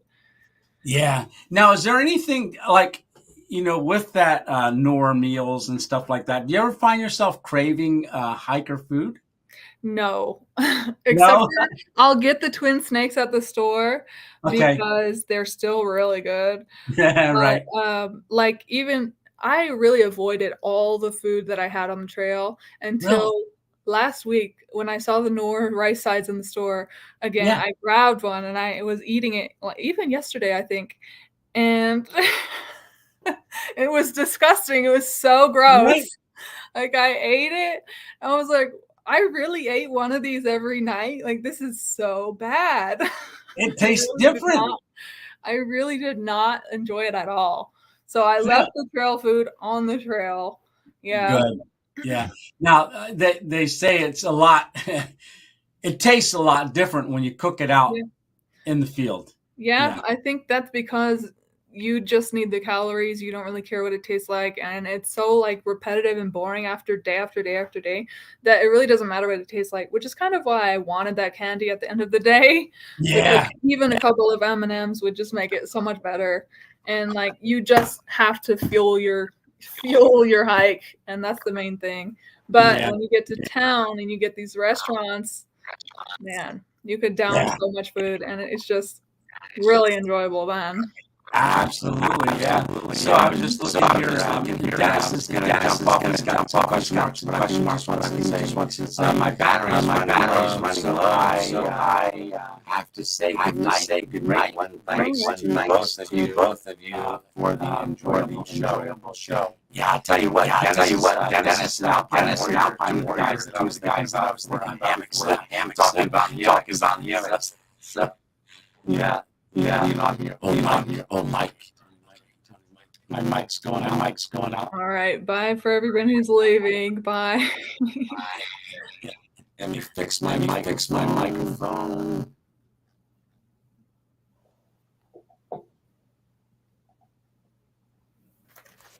Okay, is my microphone better? Yes, there it is. Good. Okay. Yes, it does that, and I don't know why, but everybody's going like Tony, Mike, Mike in the comments, and I'm like, Mike the Mike. Crunchy Mike. I'm thinking those are trail names. They're talking to people. I'm like, who's Mike? And he's not on here. I don't know who he is. So yeah. So actually, I had a Nor meal the other night up here. What did you have? I ate the creamy chicken and fettuccine. That one's pretty good. It was good, yeah, and it did taste good in the studio. I cooked it in the pot because I've got the pot that I'm now using for inside the car. Oh yeah, an electric pot that worked out great, and I cooked it in that too. And just letting everybody know that the stove, we burnt the stove in, so it is now burnt in and it's ready to be used. So just letting everybody know that. Yeah. Good. Excited for you to get to use that. Your whole setup is going to be sweet. I'll tell you what, we were burning it in last night. I was out in a field just putting wood in it, and it was cold, really cold. So I wasn't in a shelter, but just standing around it, and just the heat that was radiating off of it was amazing. Oh, and, good. Yeah, and it burned for quite a while with a couple chunks of wood because it's got some adjustments on it for airflow and stuff like that. And it's really, really nice. Yeah. So Crunchy Mike will be your trail name, Tony. Yeah. Crunchy Mike. No, but I was thinking when I start, I'm thinking of doing some car traveling. Okay. So traveling, yeah, that's my next thing. So I'm getting the car set up, and that's why I went out the other day with the mattress and things like that in the Subaru. So I'm thinking of starting to do some traveling. I want to head to Arizona, do a little bit gold panning or just see sights and stuff like that, but take some time to get there, maybe camp along the way in the car, or sometimes ditch the car and walk into the woods and hammock camp somewhere stealthy. Kind of do that like for maybe a month. For a whole month? That sounds like a good time. Yeah. I'm a little nervous about it, but I'm thinking, hey, we're just going to go with the flow and see what happens. Right, So that's how you do it. Yeah. And part of that journey is going to be, 2.0 studio guy wants to be 2.0 traveling chef. And so he's thinking about being in the back seat every once in a while, cooking while I'm driving. So I don't know yet, but well, it'll be fun to watch that come to fruition. Right. Yeah. So, but as far as I want to do stops along the way and do like a whole new playlist, kind of a thing, like a little travel vlog. Oh yeah. That's a good idea. Yeah. So I don't know if I'd post like every couple days. Now, was it hard for you on trail to not having access to a computer? You did everything on your phone or through your phone, right? Yeah. Storage. Was storage difficult? Yeah. I actually think I lost a ton of photos because I moved them over to the cloud, and then I ran out of space on the cloud, and then I moved them to a card after I got back, and then the card would not work on my computer. So I really try not to think about that. But most of the time I would either make these videos throughout the day, at the end of the day, put them all together, and then move them to the cloud if I had service, or just wait for a little while because my phone had a pretty good amount of space. Depends what kind of like device you end up using, but the cloud is definitely a way to do it. Yeah. I right now I use I'm getting familiar with using a terabyte that plugs into the back of my phone, and I transfer everything off of there. Once I upload, then I transfer it to that. That's a good way to do it. Yeah. Let's see. Green Hub says, "Are you sure you want to stop at Arizona?" Yeah. You could get some Grand Canyon video in there. Yeah. Lisa and I, when we were out there 5 years ago, we stayed at Gold Canyon right above Phoenix for about Wow. 9 days. And one of the days we drove from there 4 hours up to Alpine Warrior 927. Yeah, that's my favorite number. So we drove all the way up to the Grand Canyon and walked some of the South Rim. Beautiful, beautiful, beautiful. I didn't have a YouTube channel back then. I wish I did because, well, now I have to go there again and do that. But when you're walking on the Grand Canyon, have you ever seen it? Not in person. I've never been. Oh my gosh, you have to get up there and see it sometime. No, maybe now that I'm closer. How far of a drive is it from Denver? I don't know. Let's find I out. don't know. Yeah, might not be too far, but I know from Phoenix up to Grand Canyon, it was at least 4 hours. Oh, it's 10 hours. It's a 10-hour drive. Oh, okay. Yeah. I'll have to make a weekend of it. Yeah. But just when you walk up to it, no matter what kind of pictures you've seen, no matter how much people have told you about it, or you watch it on some Discovery Channel, it's nothing like seeing the vastness of it, walking up, seeing the rim. It's unbelievable. And it's just depth after depth after depth and color after color. Something you would see would look close and it's really far away, but then you look past it and there's something even further that looks like it's close, but it's not. It's hard to explain. And every time if you're walking the South Rim, every 5 feet, you'll take some steps and you'll turn your head and go, oh my gosh, I got to get a picture of that, because it's just so different. Every 5 feet you look and it's different again. It's amazing. Sounds really like something else. There were a couple hikers, I believe, who finished the Appalachian Trail. They were faster than me, so they finished right before me, but they ended up going and doing one of those trails, the Arizona Trail, and the Grand Canyon, I think, has a trail, just nonstop hiking. They thru-hiked for like however long the Arizona Trail is. They did that immediately after the Appalachian Trail, which is really incredible. Yeah, the Arizona Trail, it does go through the Grand Canyon. It's an 800-mile journey. Wow. Arizona Trail. Yeah, because my friend Jay Wanders Out, that's where we started watching him do the Arizona Trail and watched him do that, which was amazing. So Alpine Warrior is saying, Amara, good luck with your art career.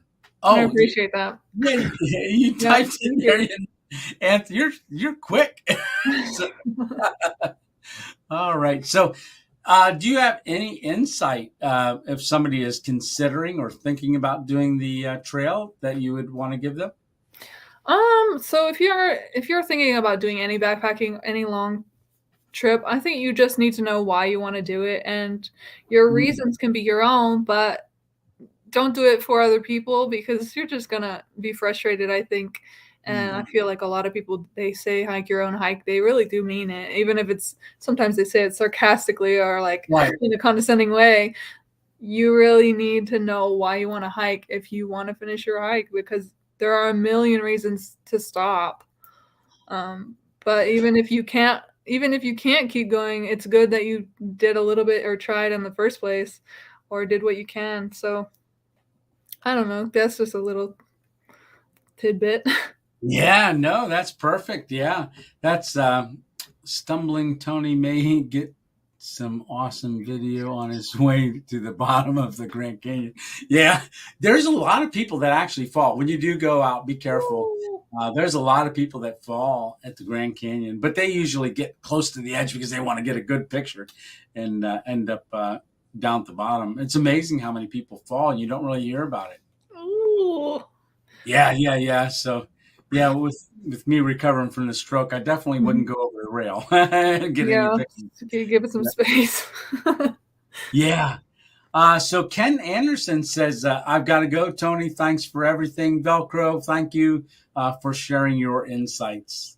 Yes. You're very welcome. Have a good night, Ken. Yeah, this is fun.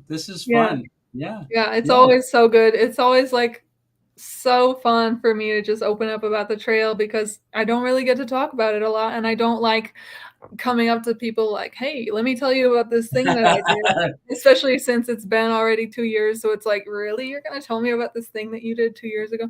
No, but in the right situation, it's fun to just go on and on. So I appreciate you letting me on here.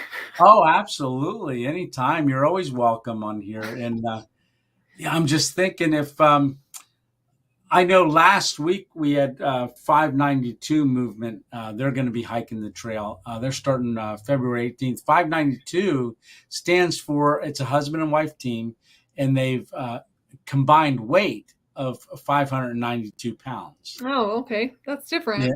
Yeah. So that's, they came up with the name 592 movement. Now he's lost over 100 pounds and she's lost 30 some pounds. Oh, wow. Already, just in preparations and stuff over the year. But they're starting their hike. I believe it is, he had mentioned, so his name is Buddy, the February 18th. So that's a little earlier than what you started. Would you say you were ahead of the bubble? I think you were. I think so. I think I was, because I would hear all this talk about the bubbles behind us, the bubbles there, but I really didn't feel like I was amongst like that many people. Yeah. I think I was ahead since I left a little bit early, even though I ended up, because there were people who ended up finishing the hike a month after I did. So I think for the most part, I was ahead of it. I think you were too, because usually the bubble, Ramdino has that little heat map that he puts up. And I think the bubble usually is starting out middle of March to the end of March. Yeah. That's that group. And then they're coming through. So Camp Kill 'Em All says it's never old for all of us. You have been very awesome, VELCRO. He's saying it's never old to hear about. Yeah, I mean, that's an accomplishment. And like you said, it's the same trail. No matter if it was 10 years ago, it's still the same trail. And, that's what's neat about when you do follow a thru hiker and then you go to follow someone else the year after that. You know exactly where they are. You know exactly what they've been through and where they're going and what hostels they're at and who's at those hostels and the people that have stayed there. And like, it's so cool. Yeah. Do you follow anybody that's going to hike this year? Have you? Right now, I haven't seen any. I haven't been following it as much this year. Just as time goes on, it seems so much more like surreal to go back. Right. But I'm gonna have to jump on YouTube and see who's gonna start making videos. Yeah. Like I said, Backpack and Bible. She's a 2.0 family member. So yeah, maybe check her out. And, you said they're getting ready to hike, right? Backpack and Bible. Yeah, Backpack and Bible. And then also 592 movement is starting, and they're going to come on and give us updates throughout the months as they're traveling through the trail. We're going to have them on, and Backpack and Bible's going to come on and stuff. And we're going to follow along. So Carl's asking, what is your best art project? Wow, that's a good question. My gosh. Good question. I think that this last one with the charcoals from the Appalachian Trail was a really good one. It got me to focus on a certain number, which I think I did 3. Actually, I did 4. Do you know who Supermom and Supergirl were? Yeah. They hiked I was with them here and there toward the end as well, but they commissioned a piece for me as well at the end, and I sent that to them. I don't have a picture of that one, but they got that from me. So that was fun. Yeah. So Alpine Warriors asking, VELCRO, have you ever kayaked? Kayaked? Yes, I've kayaked. I think it's a lot of fun. I even kayaked for a full 23 or 25 miles on the AT for one day. That was tiring. Yeah. So that was where was that at? That was in the Delaware River. So that's what is it? Pennsylvania, New Jersey border, I think. Yeah. That was the most beautiful river I have ever seen. And I really, really want to be able to go back there. The water was crystal clear and the grass under it was just so bright green. It was beautiful. I think that kayaking is a really fun way to just get out on the water. And if you're trying to go somewhere fast, that's a good way to do it. But after like 5 or 6 hours kayaking, you're like, oh shoot, just like hiking. I'm tired now. Yeah, and it's good thing it wasn't upriver. You can go with the flow too. Yeah, but the Delaware water gap is very pretty.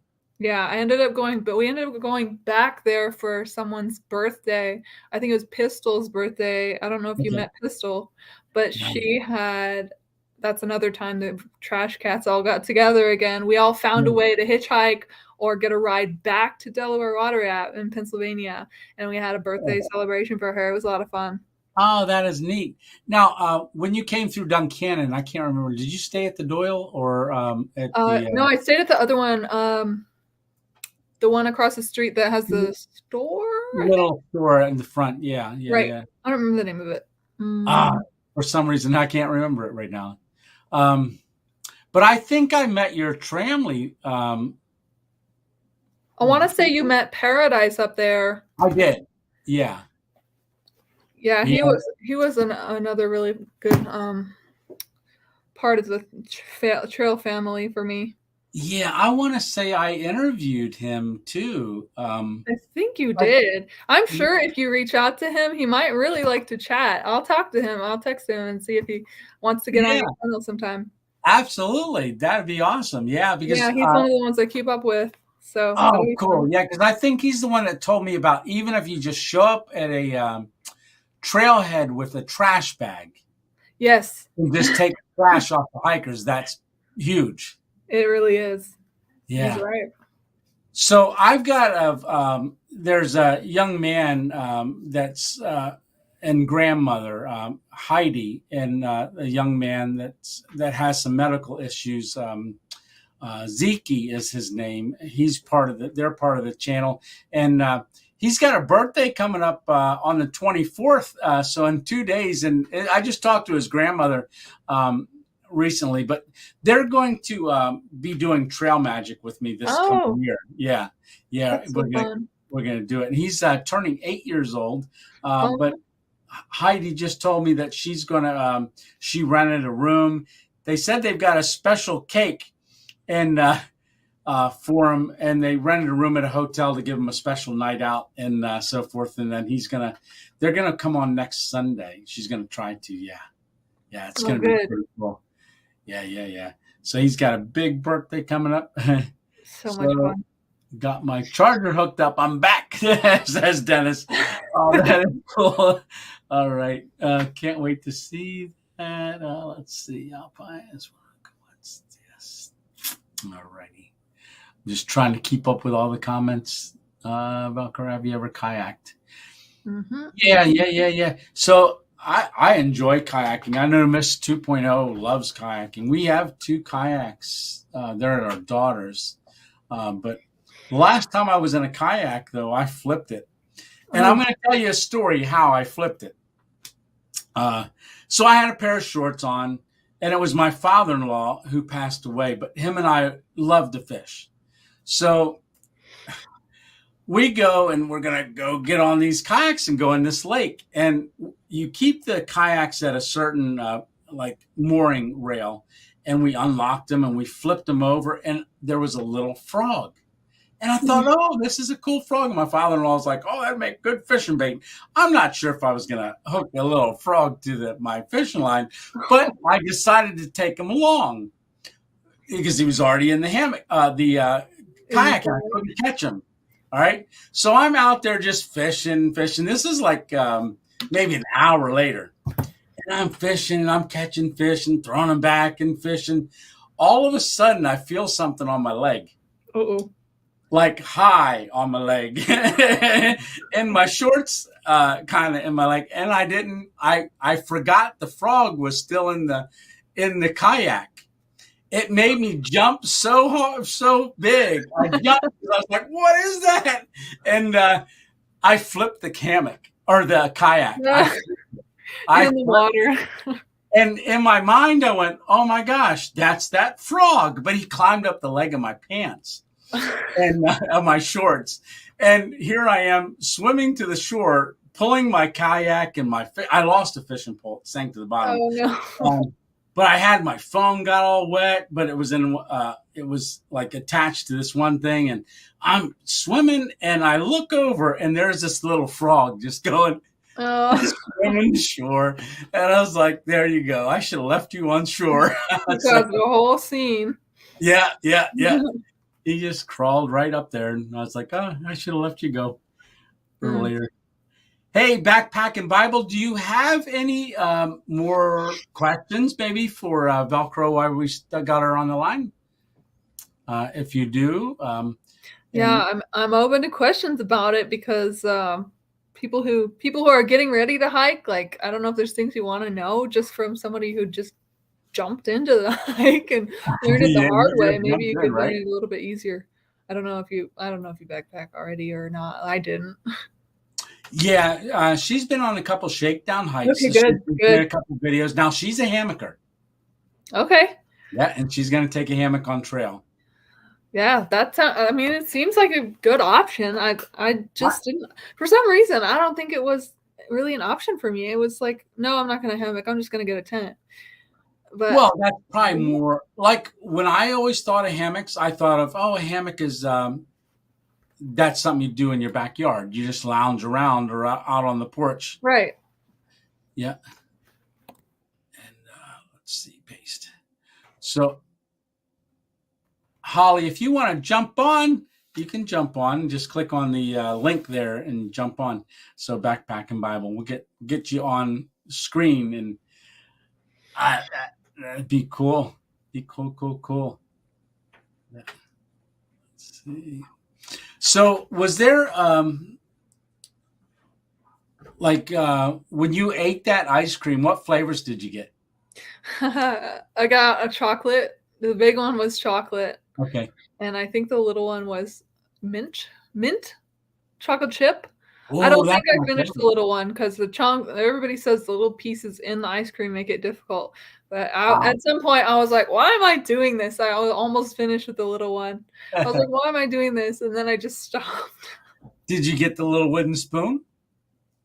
I don't remember. Remember. I'm sure I did.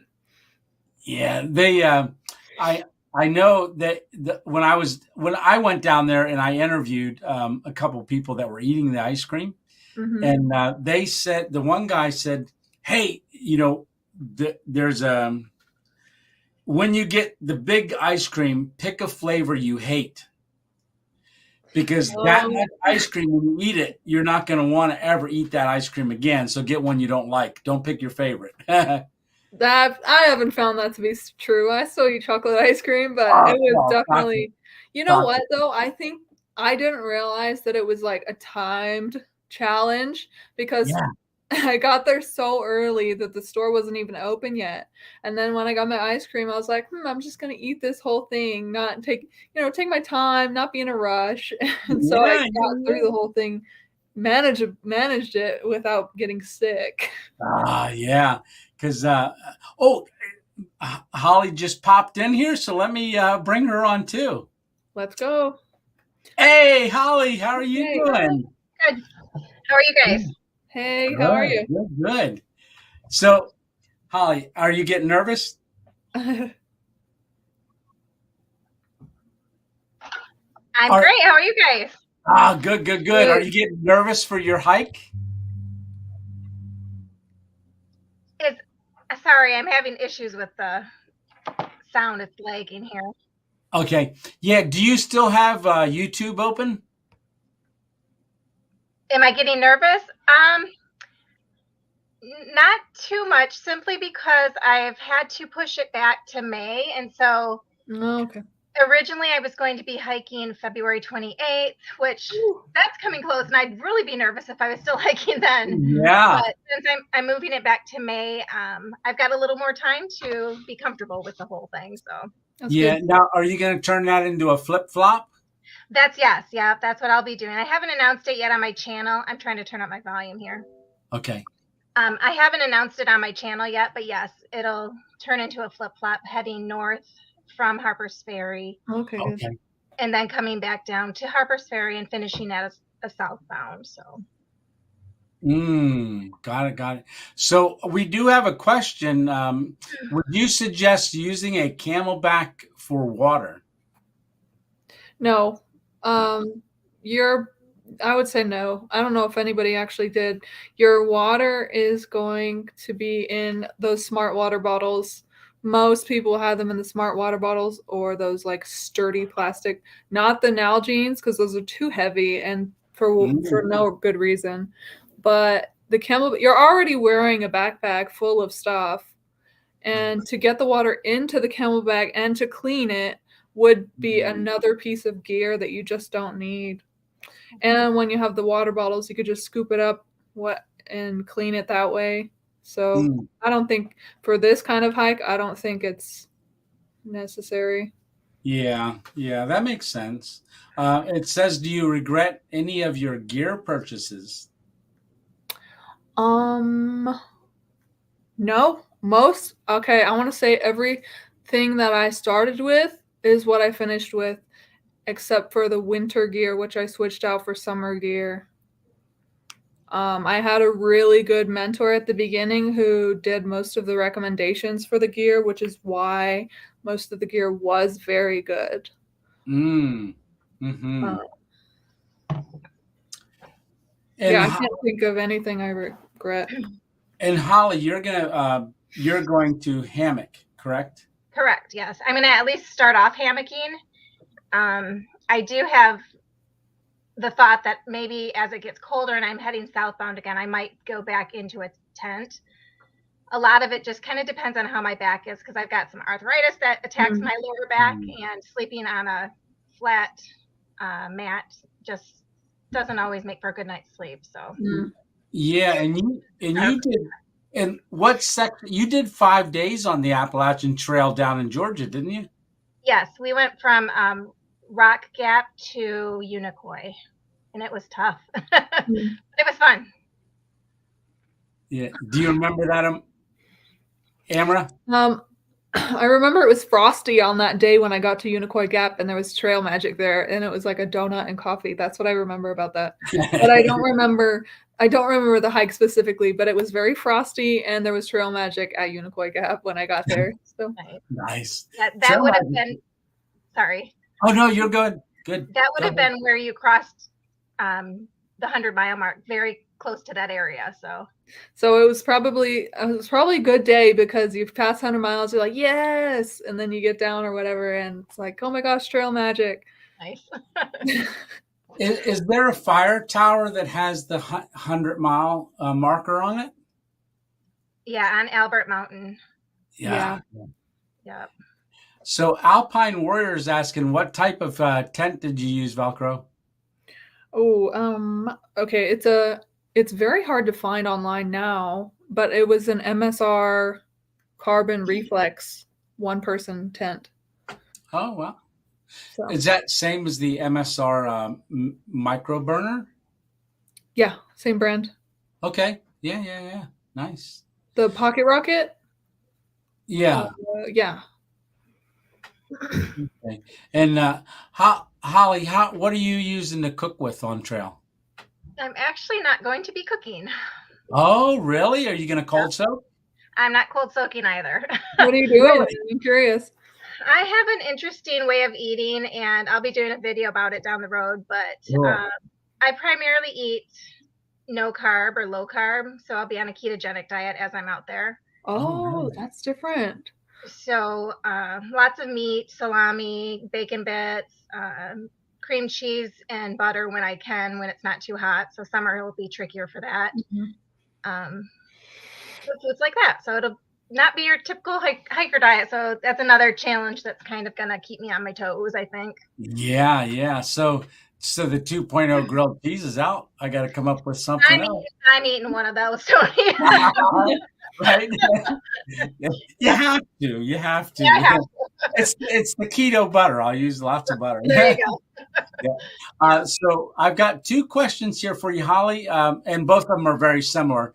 The first one is Camp Kill 'Em All. Dan, he's asking, Holly, is there a specific hammock you are going to use? And the second one is, Holly, what type of hammock are you using?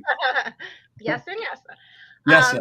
The hammock that I use is called Woods Trail, and it has an attached mosquito net to it. Oh. I think it's old enough at this point where you can't find that particular one online, but there are similar hammocks to the one I use. Oh, very good. Now, your hammock, do you know, you have a ridgeline that you have set? I'm learning so much about this now, but how long have you hammocked? You know, I only started in April of last year, so. I was gonna say, I had the hammock for a while before that, and I would just go on day trips and stuff. But as far as sleeping in overnight, just since April. Yeah. I think that's plenty of time. Well, I guess a few more trips maybe than what you had. Well, I know you just put that video out. You had that tent. You went out and set up the tent over the hammock. Yes. Yeah. And that's very similar to the one that you just got, your hot tent. It's much thinner and lighter, but it's something that I could also use if I had to, just putting a ground cloth out and setting it up with trekking poles if I needed to. I can manage that and use it as a tent. Yeah, very good. So PC's asking, Random 2.0, when are you headed to Nevada? Are you going to have a meetup along the way? Texas want to represent. So yeah, and when I start the car traveling and doing that road trip, I mean, there's some things that I've got to talk about and come up with before I do that. Yeah, I plan on doing meetups along the way. Definitely. Sure, Tony makes you an expert. Tony, you're going to drive from where you are now. You're in Pennsylvania, right? Yes. You're going to go down, make a whole trip down for a month, you said? Yeah, I'm planning on probably taking maybe a week, maybe 2 weeks to get to the spot, and then stay 2 weeks, and then maybe a week to 2 weeks driving back, and maybe not drive back the same way. It's really, really up in the air. And that one of the things, I mean, if y'all tune in tomorrow for Mail Monday, you're gonna see me talk about some things towards the end of that. I do get, and I'm not going to apologize. I break down. I cry a lot in that video because I start just talking and looking around and saying, I've got hammocks, I've got stoves, I don't need anything else. And I don't need anything else. I've got so much. I've been so blessed. I'm going to start tearing up now. But the one thing that I do want to do is I want to start traveling. So as far as my wish list, I'm taking that down on Amazon because I've been so overwhelmingly blessed. Huge. I might try to do a small, like a GoFundMe to try to get me on the road a little bit quicker.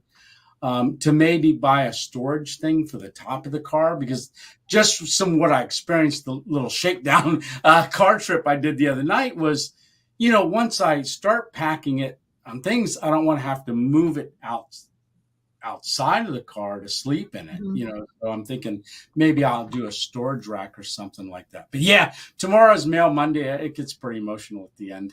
So yeah. Stay tuned. They even have those racks that go on the back of your car that kind of hook into your hitch. And it's just like a rack that you can put coolers on or totes and then strap those. Yeah. So that's I've got to get a hitch for the back. That's one of the things I need too. Yeah. Well, it goes into the hole that the hitch is supposed to go onto. Yeah. No. I mean, I need a whole under carriage. Oh, yeah. I need one of those pieces. Oh, Dennis is asking, Holly, a ridgeline will give you a better hang by setting the sag the same each time that you set it up. Now, Holly, I have to agree with that because I, like you, am new to hammocking and, just trying to figure it all out. And Dennis sent me that hammock, and he had a ridgeline already set in it. and I just had to adjust it a little bit. And every time I've taken it up now, I just throw the straps up, but the tension becomes in the ridge line, so it just your hammock hangs under it every time the same way. The same way. So you can go in there kind of tired, hungry, and not feeling good, and just, oh, there's a tree. Let me strap up to this tree, and you don't have to do all the little minor adjustments. It's going to hang the same exact way, and that taught me a lot by going out with that hammock. That would be nice. I think my next hammock will definitely have a ridge line in it. Yeah. So it says, Holly, do you have a sleeping pad with a high R value for the cold weather? Oh, good question. Great question. No, I do not. My sleeping pad has an R2 value, which I did test it out I think it was 28 degrees a couple of weeks ago.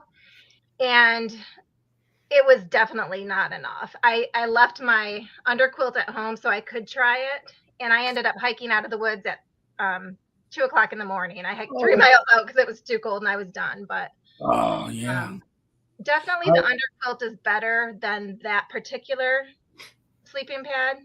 But I do have plans to upgrade once I'm hiking back south from wherever, Harper's Ferry. Harper's Ferry, yeah, because you won't need you won't really need cold gear when you're starting, and may need a little bit, but it's because that's right when that weather's up and down right in there.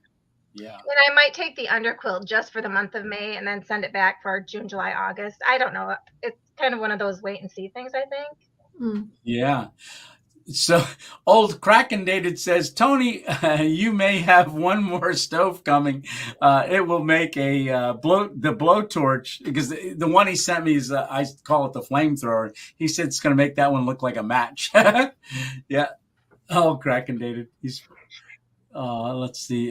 Tony, Carl asks, Tony, when are you going? I don't know yet. That's still up in the air. It says it depends on a few things. One, financially, just the gas, things like that, to get from point A to point B, and with my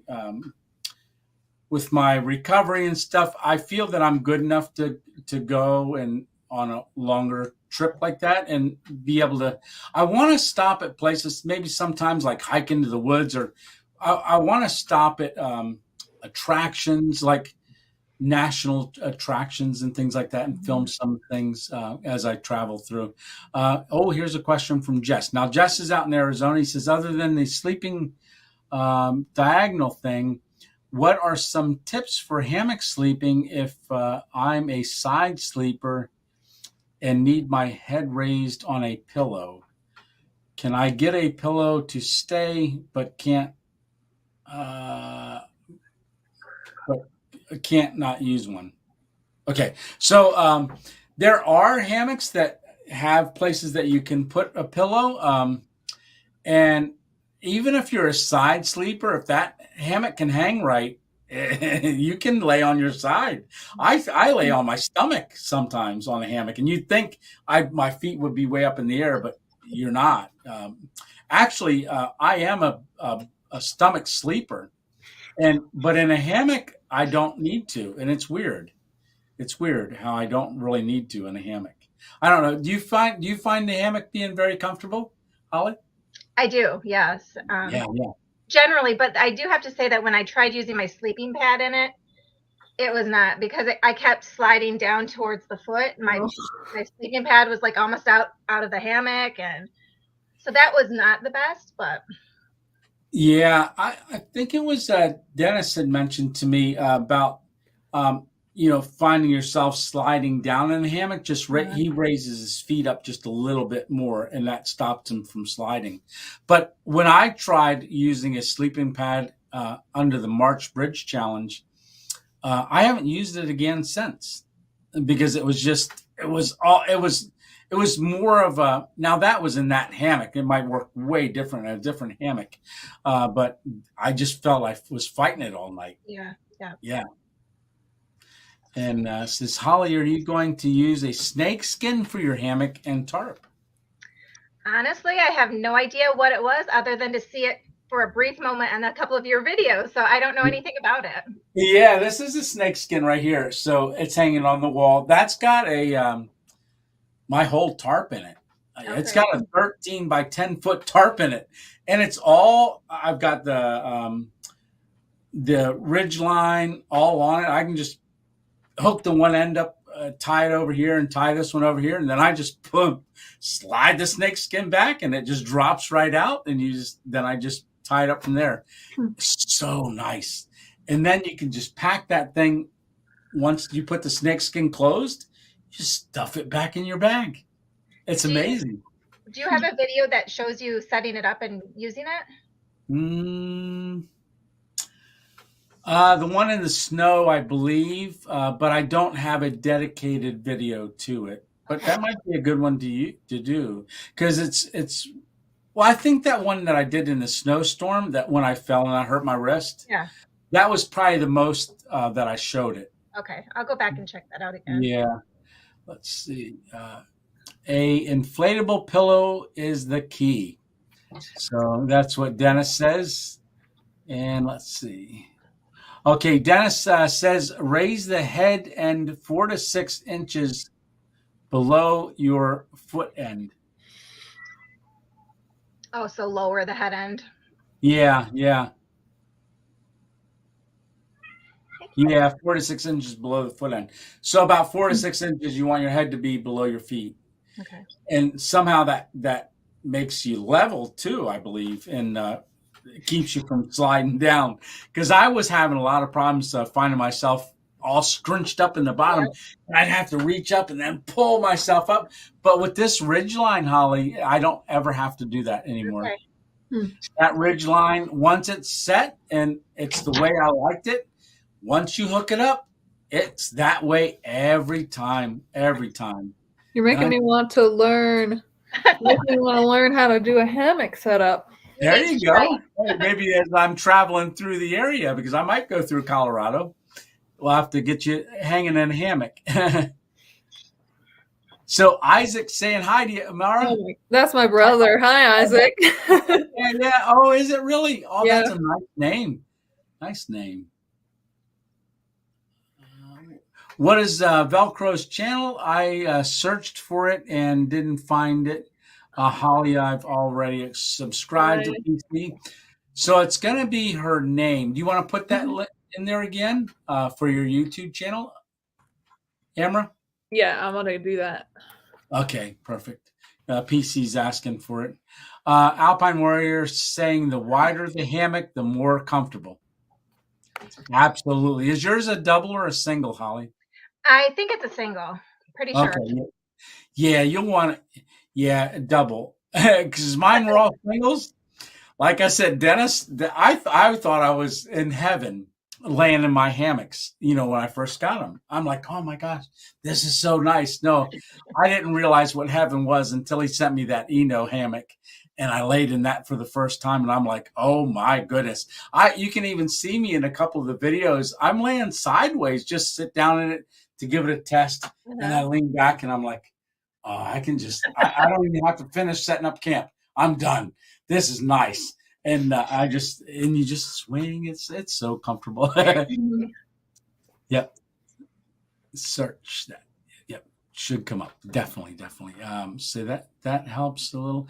All right. So Holly, what is, he's saying, Dennis is saying, watch Sean Emery's channel on YouTube. I don't know if you ever have. I have not. But he knows hammocks backwards and forwards, and he makes it fun too. He used to be a Barnum and Bailey circus clown. Oh, Barnum and Bailey's? Yes. Okay. He was a circus clown, and he does the hammocks. He explains them. He says, for beginners, but just a wealth of information. Okay, great. I'm going to screen capture. And I'm hoping, I was just talking to Alpine Warrior about it the other day. I'm hoping to have one of my segments on a Sunday night just talking about hammocks and get experts on, not me. I'll be a little square in the corner and I'll just keep the flow going. You've got a wealth of knowledge too, Tony. Don't sell yourself short there. No, all of mine's coming from everybody else. Hey, there's 592 movement. He says, Holly, great to see y'all. And then, hey, Tony, how you doing, buddy? So, yeah, if y'all haven't subscribed to 592 Movement channel, go on over and do that as well, because he's going to be starting trail here soon. Yeah, he is. Couple weeks. Yeah. So, buddy, if you got any questions for Amara, Amara. You'll get it. Don't worry. It's not a big deal. What's that? You'll get it. I am going to. Yeah. So, camera without the C. Amara. I was saying it wrong for so long. It's a habit now, and I'm getting. So, if you questions, definitely ask away. 26 days, but who's counting? 592 says. Tony, I still haven't heard from KN. Yeah, KN, if you're on here, jump on. I know you had sent me an email, and I forwarded it to Dennis. So, and he had emailed you as well. So, KN had some questions about hammocks, and Dennis is going to really help her out and get it figured out. All right. Soldiers used to hang a hammock from the single bamboo tree. Crawling it like it. So, old Kraken Dated says Vietnamese soldiers used to hang a hammock from a single bamboo tree, crawling it like a sack and sleep. Could never see how they were comfortable. I don't know. Maybe they were never comfortable. Maybe they just learned right? like that. Right. I know I wouldn't be. Yeah. I mean, I wasn't very comfortable in my tent very much, to be honest. Yeah. You know, they do make they sound like the hammocks are a lot more comfortable than tents are. I'll tell you what.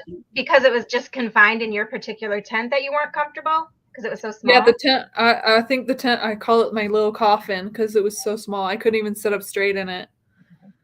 Yeah, that wouldn't. But the idea, it was more like a cocoon because the idea is go in, go to sleep. You know, it's not for hanging out. So I get it did its job, but it was definitely tight.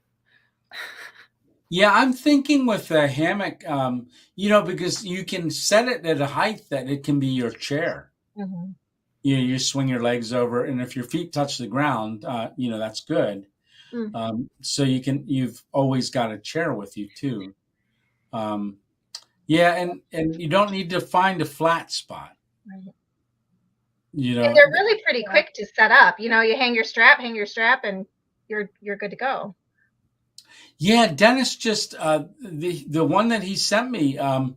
He's using buckle straps. I saw that. He had them all hooked up, and then the carabiner I just take around the tree and hook to the thing, and then I pull the buckle strap. Done. Right. That quick. It's so. Alpine Warrior asks Amara, would you suggest stretching in the morning while you were on the AT? Question. Oh yeah, yes, 100%. Because if you're not doing that, you're gonna hurt yourself. You're gonna be stiff as a board. When you wake up, it's like zombie style. And if you don't stretch to warm up in the first place, you're gonna have a hard time moving throughout the day. Yeah. Now, were you stretching prior to the trail? Did you? I mean, here and there. I guess I'm pretty active, so it's kind of just a thing that I don't do like a ton of it, but yeah, right. Generally. But on the AT, yes. Definitely want to do it and you'll feel it too when you're hiking. You definitely at the end of the day and at the beginning of the day will want to do that just so you don't become like a board. Right. So this is a very, very common question. I'm going to ask it anyhow. But Camp Kill 'Em All Bushcrafts asked, VELCRO, did you have any protection you took on the trail? And Holly, are you planning to take any protection? Well, I did not. I mean, I had a small Swiss knife, which I use for cutting open plastic packages. And I took protect from getting lost. I took the GPS, the little Garmin Mini InReach, I think it was called. And that was a peace of mind. But other than that, no. Yeah, the trail's a lot safer than what people from the outside are looking in, going, "Oh my gosh," because they put out all those stories right before the season starts. Oh, these 20 people, killed on the Appalachian Trail, or something like that. But Holly, any thoughts on that? Did you have any thoughts? What are you gonna do? I'm struggling because I have people in my life who really want me to take my and I probably will not do it. And I've said that to several people, but I'm undecided as of yet. Permitting and stuff, I don't want to get involved with that. So I will definitely have a small knife with me. Beyond that, I'm undecided. Yeah. I don't think I knew a single person who had a gun unless don't talk about it either. Right. Yeah, I guess I didn't know, talk to people about it. But most young females that I knew were like, yeah, no, if I get a weird vibe, it's more of a social bubble. That's the protection than anything. Yeah. Because it's like word of mouth. You talk about, oh, this person's a little weird. Let's get ahead of them, or let's tell somebody. Everybody has this gossip chain about who's a little funny. Okay. So yeah. But mostly there really wasn't that much of that in the first place. So, but every now and then something does happen. Like a few years ago, 1 or 2 years before I even started, a couple people got attacked. It's not impossible. Of course, it's not impossible, but really you have to use your best judgment. If you end up bringing a pistol, you might end up deciding, okay, I don't actually need this. Let me take it back, get rid of it, whatever. Yeah, and it's not going to be an easy thing to get rid of while I'm on the right. That was what I thought about.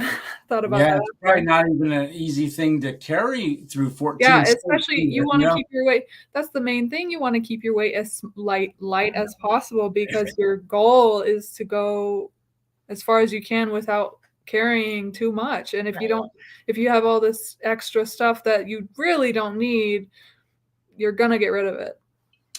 Yeah, and I've seen different hikers that I've followed, especially there was I forget her name now, but she wore, and you've seen it quite a bit, like the necklace knife. Yeah. It's got the necklace knife, and like you said, you end up using it mainly to open up packages. Yeah, I think that's what Dixie on YouTube has. Her Homemade Wanderlust, isn't that what she has? Okay. Yeah.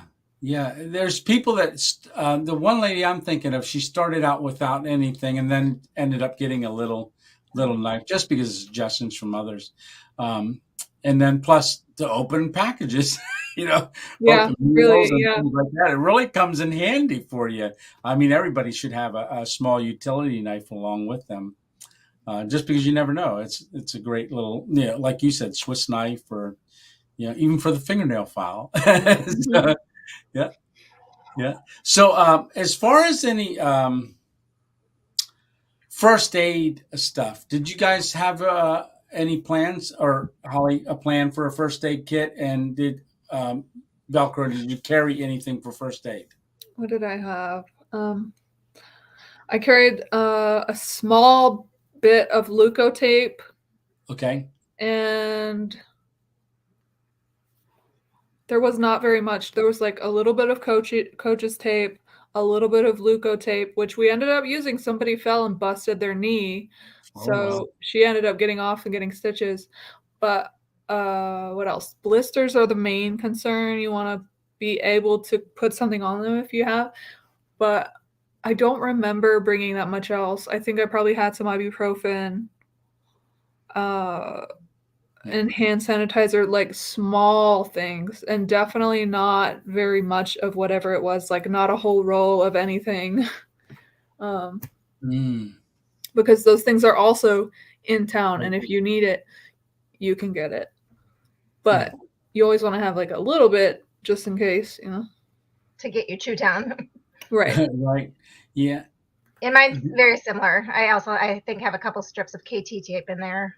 Oh my gosh, KT tape was my favorite thing in the world. KT tape saved my life. Like, I would not have been able to go. My knees had KT tape on them the whole entire time. It's just the best. I love that stuff. So did you know how to apply it beforehand, or did you have people who helped? No, I never knew how to use it, but then people were like, "Oh, you should get KT tape. You should get," and that was one of the main things that I had to find when I got to towns. But I YouTubed it. I looked up 100 YouTube videos on how to put it on my knees, and when I was wearing it, I felt way, way better every time.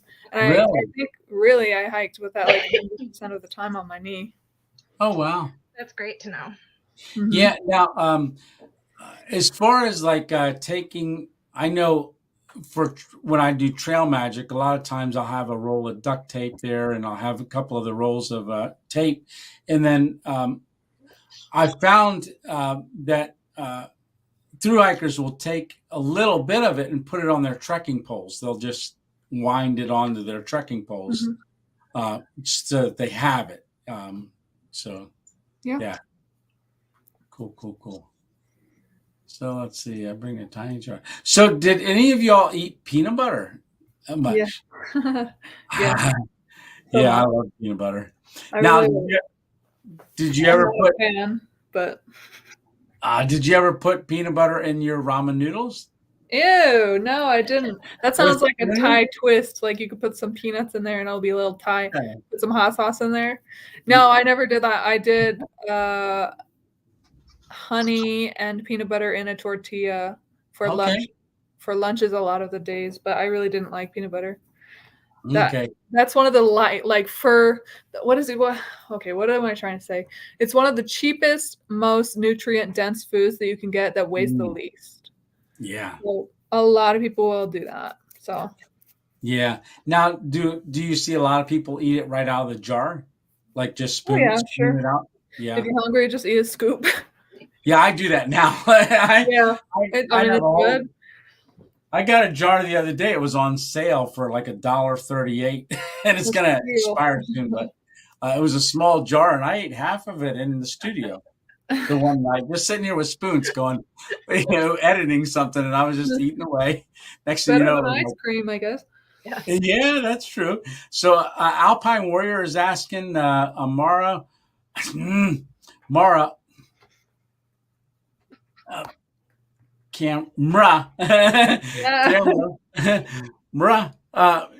Amara, let's see. I'm gonna say Velcro. What type, easier. yeah. What type of socks would you suggest? Trying to remember what I ended up with. I think I switched out socks a lot, actually. I switched them out because they would get holes all the time. I used like smart. When it was cold, I had 2 or 3 layers of socks. Really? I really liked. Okay, so they have like sock liners, which are like toe socks, but they call them liners. They are supposed to help you with not getting blisters, but I ended up getting blisters with them, so I ditched them. And then later, I got a mid-weight sock that was the toe sock, and that's actually all I needed. When it was warmer, I didn't need very much. And then at night, you want to switch out the funky socks with the sleeving socks. Like, you do not want to be wearing those all the time. No. And did you have problems with blisters early on the trail since you didn't hike much? Yeah, I think that was one of the problems with my boots. I started with those boots, and they were Solomon's, but breaking them in, first of all, was hard enough. But I think I dealt with a lot of blisters. You kind of just got to cover them up and deal with it. Like, they'll go away eventually. And even toward the end, when it was muddy, I started getting blisters because the mud and sand would get in your shoes and just irritate you so bad. But there's nothing you could do at a certain point. And you had gaiters, right? Yeah, I ended up getting gaiters after the mud because my shoes would just fill up with mud and sand, and it was starting to wreck all my socks. So I ordered the gaiters. I didn't get gaiters until like New Hampshire, but I was so glad that I did. Yeah. Holly, you going to start out with gaiters, you think? I haven't used them for the last year, but I haven't encountered mud either. So I don't have an issue with dirt and stuff really getting in it too bad, but no. The main thing I think is after hours and hours and hours of kicking up dirt into your shoe, if it doesn't get in your shoe, great. But if it does, it just builds up in there and it gives you blisters and it causes some real problems. There was a whole day that I had to stop completely because it felt like the bottom of my feet was on fire. I don't know where that came from. It was definitely had to do with the sand, and that's when I was like, I have to do something different. And they're like, I need gaiters now. There are people that do it without gaiters, but I definitely didn't really like the feeling of mud building up. Yeah, I'm definitely open to that, so I'll keep that in my mind. Yeah, that's like wet sanding. Your mic again, Tony. What's that? Your mic. Okay. 2.0 mic. Crunchy mic. Crunchy mic. Sunflower butter from Trader Joe's. Oh, I think I have. That stuff is good. I have not. Almond butter, sunflower butter, cookie butter. That stuff is really cookie butter. Yeah, cookie butter. What's that? I don't even know how to describe it. It's just like a sweet treat. It's like the texture of the peanut butter, but it's supposedly made out of like little biscuits. Those little biscuit type of cookies. I don't know. Sounds amazing. They're good. It's good stuff. Like Nutella or something. Yeah, sunflower butter is very good. I just Alpine Warrior sent me a jar of that. I never had sunflower butter before. Very delicious. Yeah. Anytime I got those tuna packets, if it was in water, it was disgusting. If it was in sunflower oil, it was like, I'll eat that up. It is so good, but it was harder to find. So sunflower oil in the tuna, plus it's more calories. It was really, really good. Yeah, that sounds delicious. Yeah, like I said, I put peanut butter in my ramen noodles with tuna and a little mayonnaise. With tuna? It's actually delicious. I love it. I actually crave it. I really, really do. Oh my gosh, what a flavor combo. And you would think, oh, that's going to be disgusting. It's not. It's people have tried it.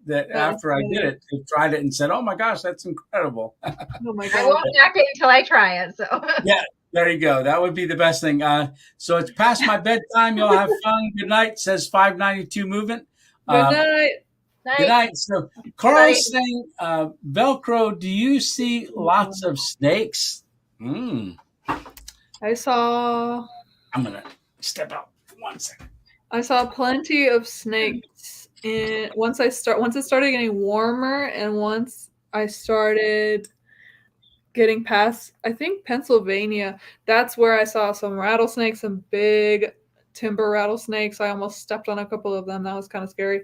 But they were sleeping in the sun, and I saw some copperheads and garter snakes. There were yellow ring, what are they called? Yellow ring snakes. There was big rat snakes. Yeah, lots of snakes. I really enjoyed seeing them. Did you capture a lot of them on your videos? Yeah, whenever I could. It's harder to tell though, because when you run into it, it's perfectly camouflaged, and you take it on the video, it's like, what am I looking at here? But once you see it, like, ooh, and I had never seen a venomous snake before that, but when I looked, I don't know if I heard something, but I peeked down into a rock and I saw the shape of its little face and I was trying to get closer, but then I was like, wait a second, this is a rattlesnake. My first reaction as a little kid is to grab the snakes to catch them. So I was like, don't grab the snake. Don't grab the snake. That is not my first reaction when I see a snake. Right? Yeah. I know when we were watching some through hikers, I think it was after you had already gone through. Lisa and I went to an overlook. And we had seen them go through, and there was they saw a copperhead down in one of the overlooks in the rocks. Ooh. And they showed it in their video, and we were there 2 weeks after them. And we walked up, and I looked down in, and sure enough, that copperhead was still there. It must have lived there. I don't know if it was the same one, but That it was definitely in the rocks, in the warm, and that's one thing you want to look out for. Because it faces the sun a lot of times, those lookouts, and it's like a nice, warm, toasty place. Let me show you. Look, somebody said, did you, Alpine Warrior said, have you sketched a snake? Let me show you. This is one that I have. A rattlesnake. And then what do I have there? That's all. So that was actually, what did I write? 13 June, mile 1155. And I drew his cute little face. So yeah. Yeah, that was, we talked at 1150. Yeah, so it was right around the same area. Yeah. Isn't that cool? That is. Yeah, Oh, so that right is after awesome. I saw a big fat timber rattlesnake. Oh, yeah, there are quite a number of snakes on the trail. There, yeah. There's another one I got. There's some more. Great job. Yeah. So I'm really glad that I kept these books. Yeah, VELCRO, you're definitely going to have to do a book, illustrated book about the trail. Even if it outside more. no, you can just do all of those. That would be very interesting book. Very interesting book. Yeah, I definitely want to try and do something like that. It's just, where do you begin with that sort of thing? Well, how did you begin the trail? Ooh. Gotta get there first of all. Yeah. It was a 6-year yearning journey. Yeah. Yeah. With a Air Force bypass. Yeah, but thank you for your service too. I don't know if we had said that earlier. Oh yeah, no, it's do what you gotta do. Yeah. Stuff. Absolutely. I appreciate that. Yes. Let's see, but definitely, I'm getting great idea. You definitely need to make that book. Let me show you another one. Yes. I like this sketch. This is from the cicadas. Oh, that's cool. Very, very cool. They're freaky little guys. I'm a little bit jealous of your artistic talents. Oh, it's definitely a lot of practice. In the comment sections of her videos, there was a lot of people that commented about her drawing and stuff, and telling her that she needs to show them more and stuff. Yeah. I believe it. Yeah, I do too. Yeah. And then I wrote about it. That's what they look like. That is cool. Coloring similar too? With watercolor. The red eyes. Yeah, they had red eyes, and that's the only kind of cicadas that have that. That's cool. And they're smaller than the regular ones. Okay. All right, Tony, I think I gotta get going. All righty. Yeah. It's been real fun. Yeah, definitely. Well, we're 2 hours and 31 minutes, so I'm going to go ahead and I think we're all going to go. One last question here. Holly, are you going to take pictures or keep a log or both?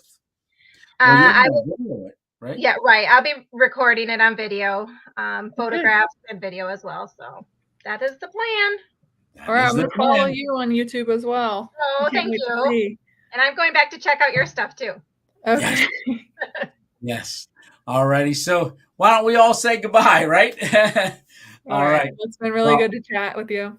Thank you so much for having me on. Oh, you're welcome. And you're going to, when you start, or even before you start, Holly, you come back on, you tell us some of your plans leading up to it. And then as you're on the trail, if you can check in every once in a while, this is going to be great because we'll follow along on here as well.